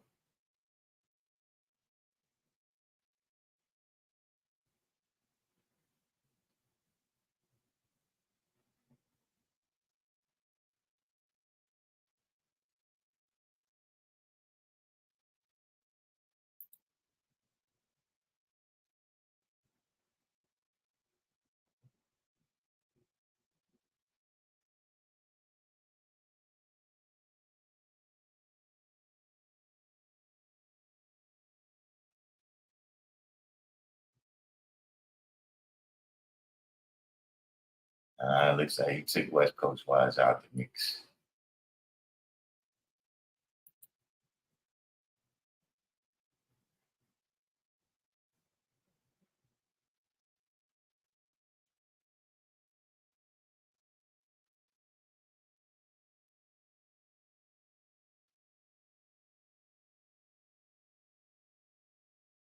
So this brother, Ramel, that's Ramel. Ramel says, you left out Madawan. She actually said, you are correct. I did that intentionally because I knew many individuals would use that for an excuse to knock me if I'm being called out of my name for not calling our brother, for not calling our brother Allah. Imagine me covering when he was in that place for mental problems. People are going bananas because I often use the name Clarence 13X instead of using the names the Father or Allah. Real petty stuff when they have nothing serious to comment on. So you left something out because you knew people was going to knock it. I mean, I don't know how you made this whole thing. If that was a consideration, I don't know how you started rolling the camera. I don't know how you opened up your After Effects program. If that's what you was thinking. All you had to do is tell the real history.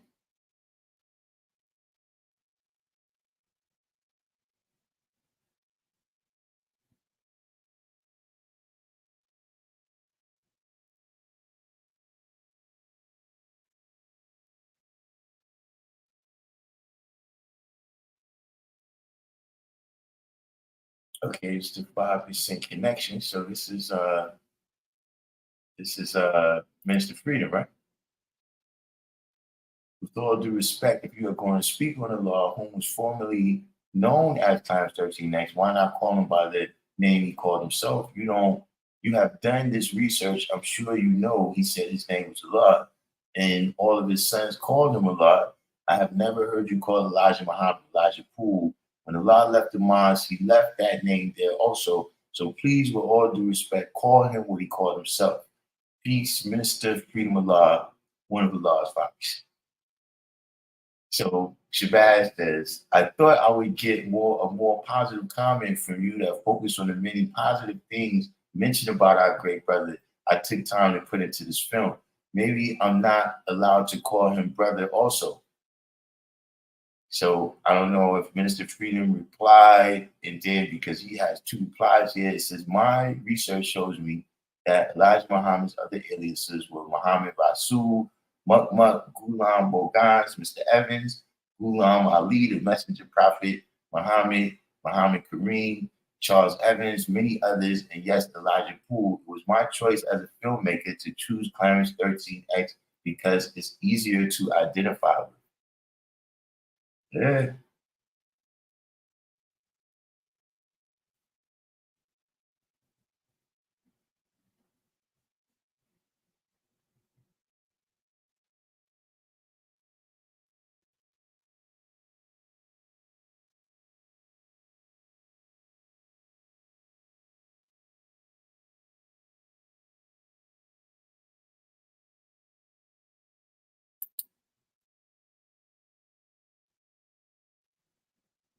Who's this?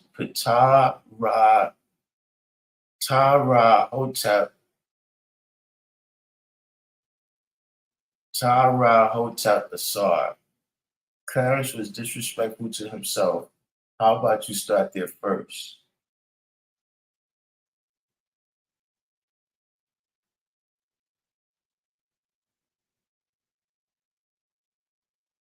I think this is Mr. G1 here. Tara Hotep. He's talking to him. He's talking to Tara Hotep Asar. He says, but y'all here still fascinated almost 60 years later, and countless books, videos, and conversations about him are still being told. I don't see anybody stressing Elijah, W.F. Muhammad, or the NOI. Y'all sure love the man, even though he disrespected himself. Well, keep on with your low-key idol worship.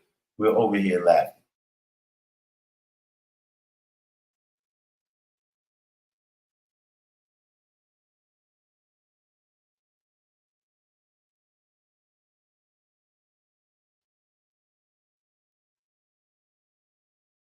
So we have somebody here. It's a Muslim brother.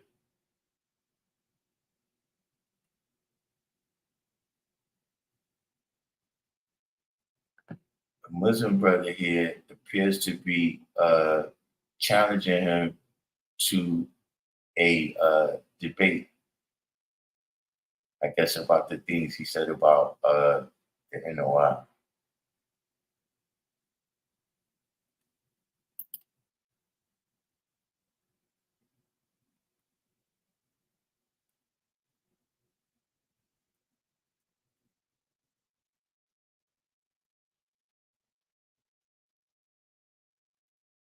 So we have here, I know who this is, but I can't. 7th Street Speaks.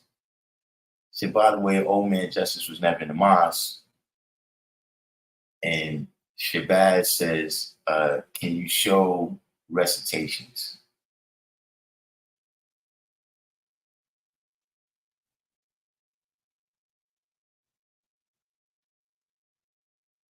That is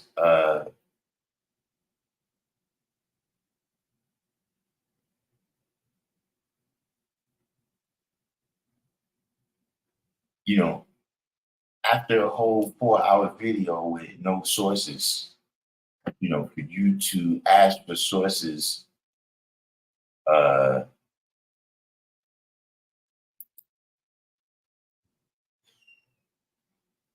here we go. Somebody says, put some respect on Clarence 13X name.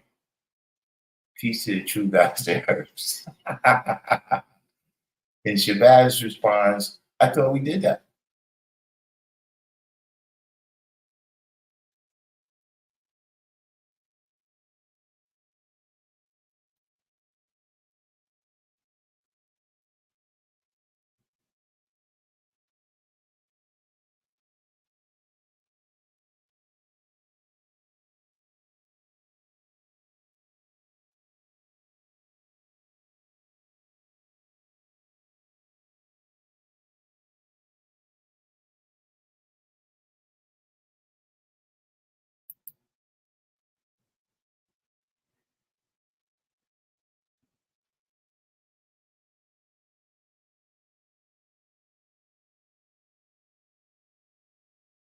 So now, Shabazz Production says, I'm going by what's widely said by his early followers.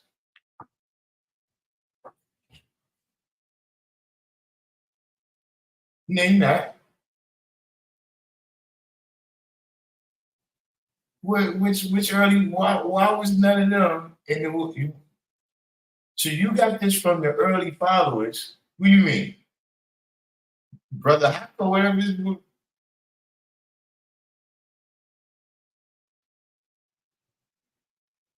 This is uncanny.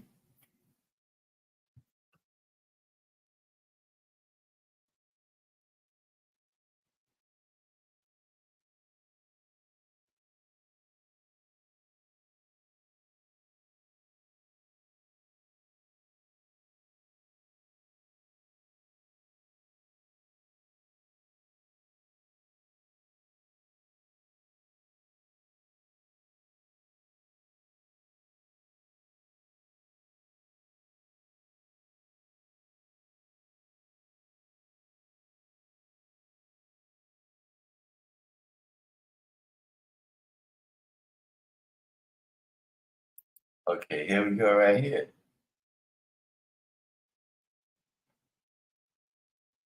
We got West Coast Wise.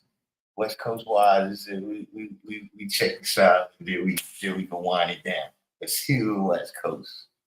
The West Coast says, I come in the name of Wise Prince of God, and most of what this brother said about lying, his 5% are completely wrong. If you want to know about the 5%, go to the 5% and ask questions. If you have a YouTube channel, I have a YouTube channel where I have hours of bills about the 5%. This dude is pushing his own narrative that has nothing to do with us. So Shabazz says, I'm not a dude, not yours or anyone's. Do you have a problem with the information in Wakil Allah's book? Wait, I know he's not saying that Wakil is one of the early men. Because all this boils down to Wakil. Bro, you got to stop.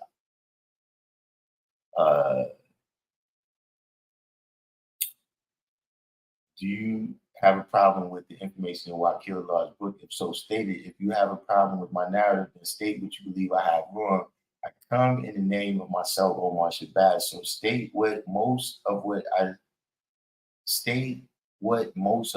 have is wrong. If you talk like a man, I respect that. If you want to call me a dude and talk crazy, I'll start deleting your comments. It's that simple. You are not going to come to my channel and do any overt or sneak disses and just walk away. Trust me, it's not going to happen. Try to be wise as an owl, like your icon suggests. Please respectfully address each and every question I humbly asked you in my reply to you.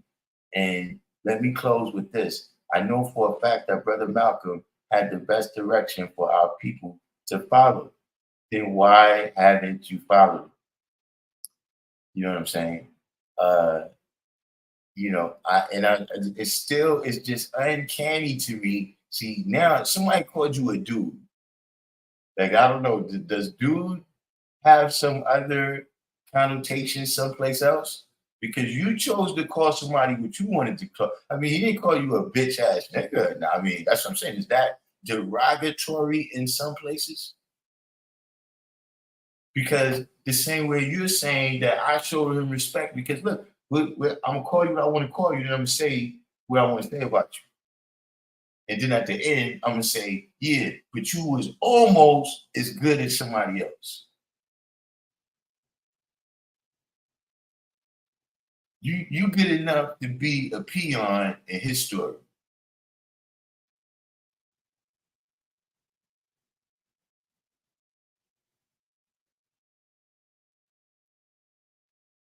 But all this is respectful.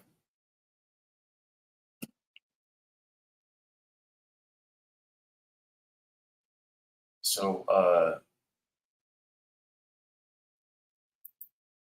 West Coast Wise comes with, okay, you said Allah had followers. He didn't. In fact, after he returned to the essence, there was no hierarchy, no leaders or followers in the 5%.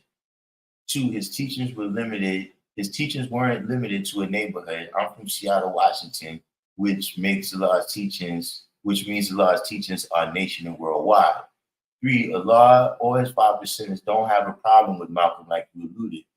Growing up, I fashioned myself after Malcolm. I've been a 5%er over 9 years and never heard anyone dissing Malcolm or anyone saying Allah didn't like Malcolm.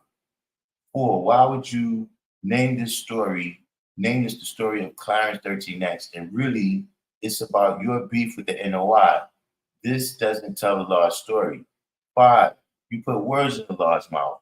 When you were depicting his conversation with Captain Yusef, you made it seem like you knew what happened, or even if that actually happened. A lot of what you brought up was dramatized. I could go on and on. The point is that you made many false statements. Malcolm wasn't the only one who went to the UN. The UN is in New York. You think they don't know what was going on there? And if Malcolm's program was the best, why his followers didn't keep going? Didn't keep it going. Like you said, those people haven't been in the same room together since Malcolm died. That was over 30 plus years. We come together every year to show and prove Allah lives. Peace to you. So I don't know if this, but why you responded twice here. So you ignore the fact I called you brother first. You went straight to the last line and went based on emotion. I listed the overall themes you got wrong. We aren't followers, and Malcolm's organization died with him because his followers didn't keep it going. Peace out, brother Malcolm, but he didn't have the chance to be a leader. Without Elijah, no one would have known who Malcolm was. So show some respect to his teacher. So Shabazz replies here, you came out dissing me right off the bat. It's called a sneak diss. This brother said he was in the mosque before Elijah returned, and you took him on sneak disses? Like, yes, yeah.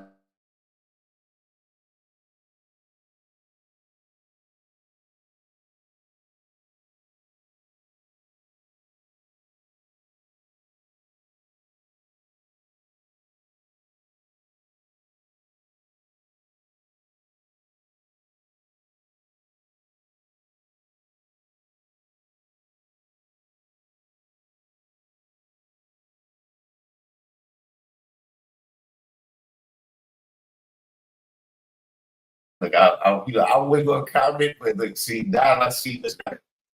You try to switch it up, but you still didn't. What is he talking about here? First they promote you, and next they demote you. They think you aren't hip enough to see through the sneak diss, but when you let them know their little scheme didn't work, they next elevate shit and start hating you more. My psychology studying of brothers like you proved me correct once again. You have stepped into the big league, but you didn't know it. Now I have to come out swinging like Bud Crawford with an opponent. What? With an opponent insisted on talking all that shit. First, people see one video of you, assume they know you, they just jump off and run their mouths. If you really paid any attention to my film, you would have acknowledged that the early part of my film differed from the last part. I didn't even include anything about Allah being incarcerated in a mental hospital. Why? Because I anticipated someone like you wouldn't know how to handle it, so I intentionally left that part out of my film. What do I get for that?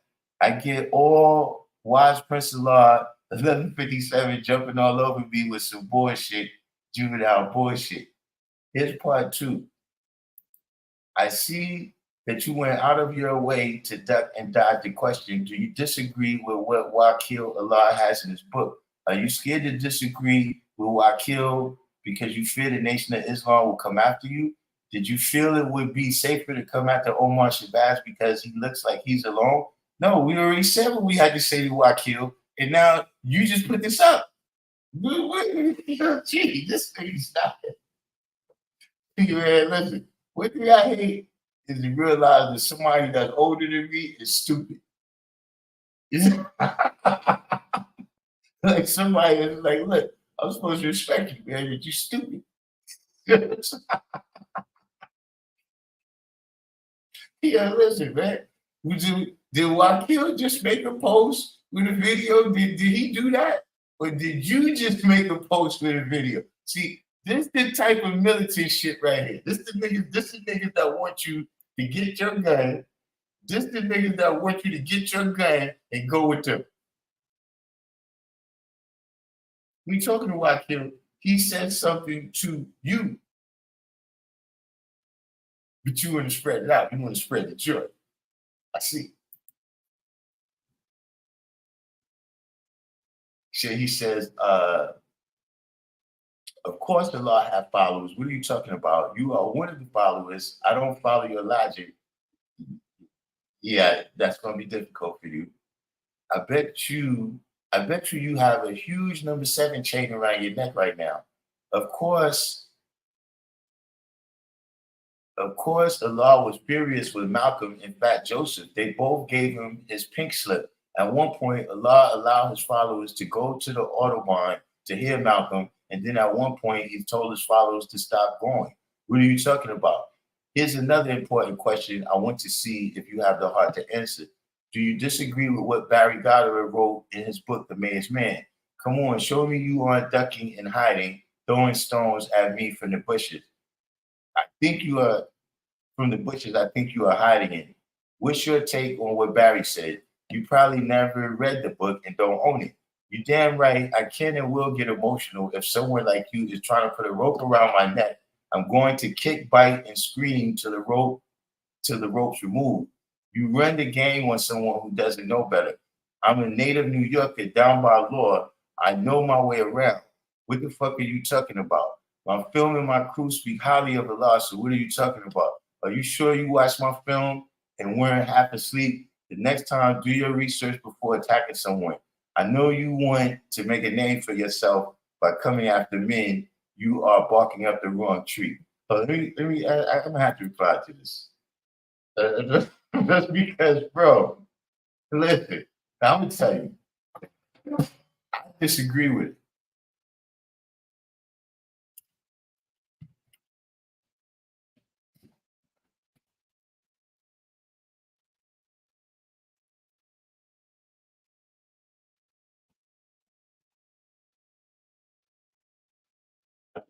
To be brief.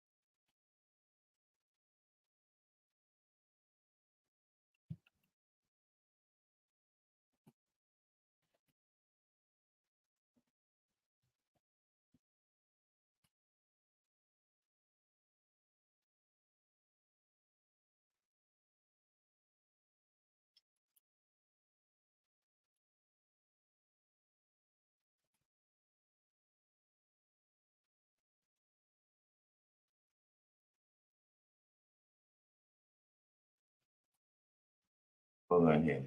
We just type a few things.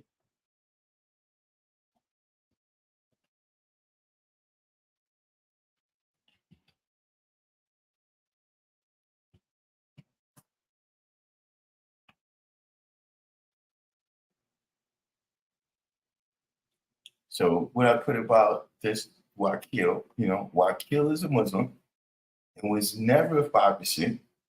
And while he does have some historically accurate stuff in there, he also has some bullshit, and his book is not the definitive history of the nation.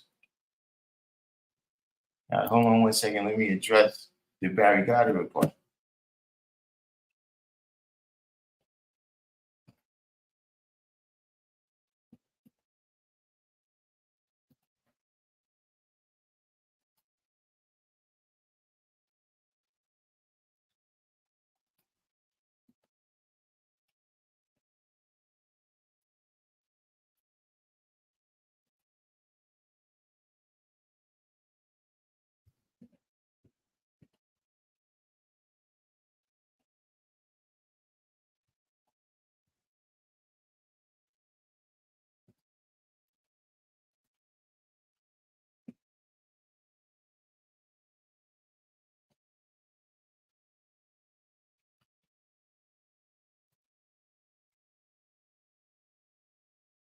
You still got it.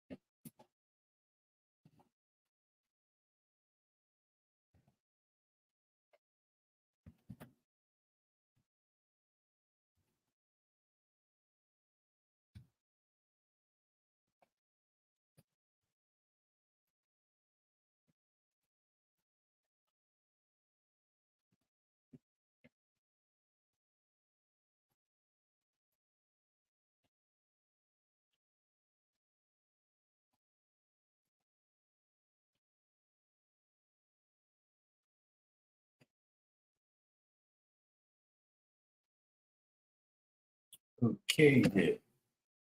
So in terms of the Barry Goddard came to the school, and his history with us is well documented.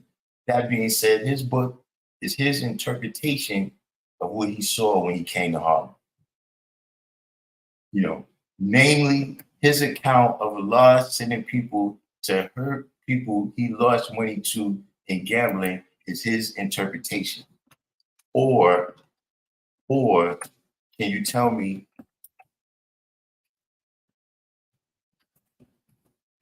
who was the person that got hurt? Person or people?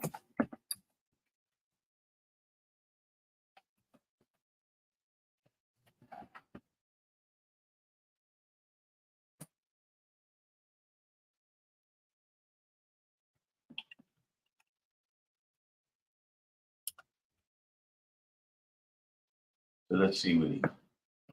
Yeah, I can't help you.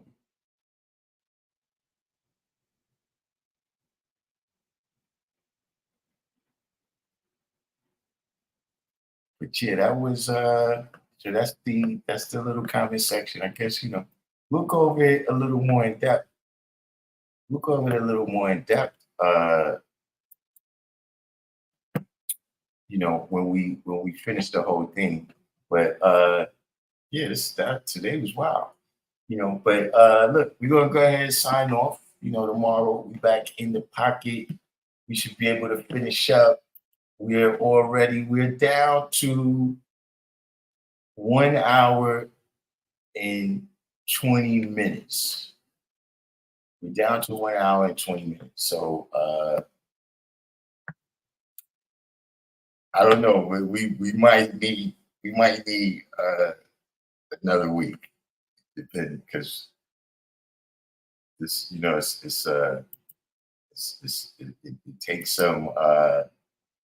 it takes some mental strength, mental fortitude to watch this.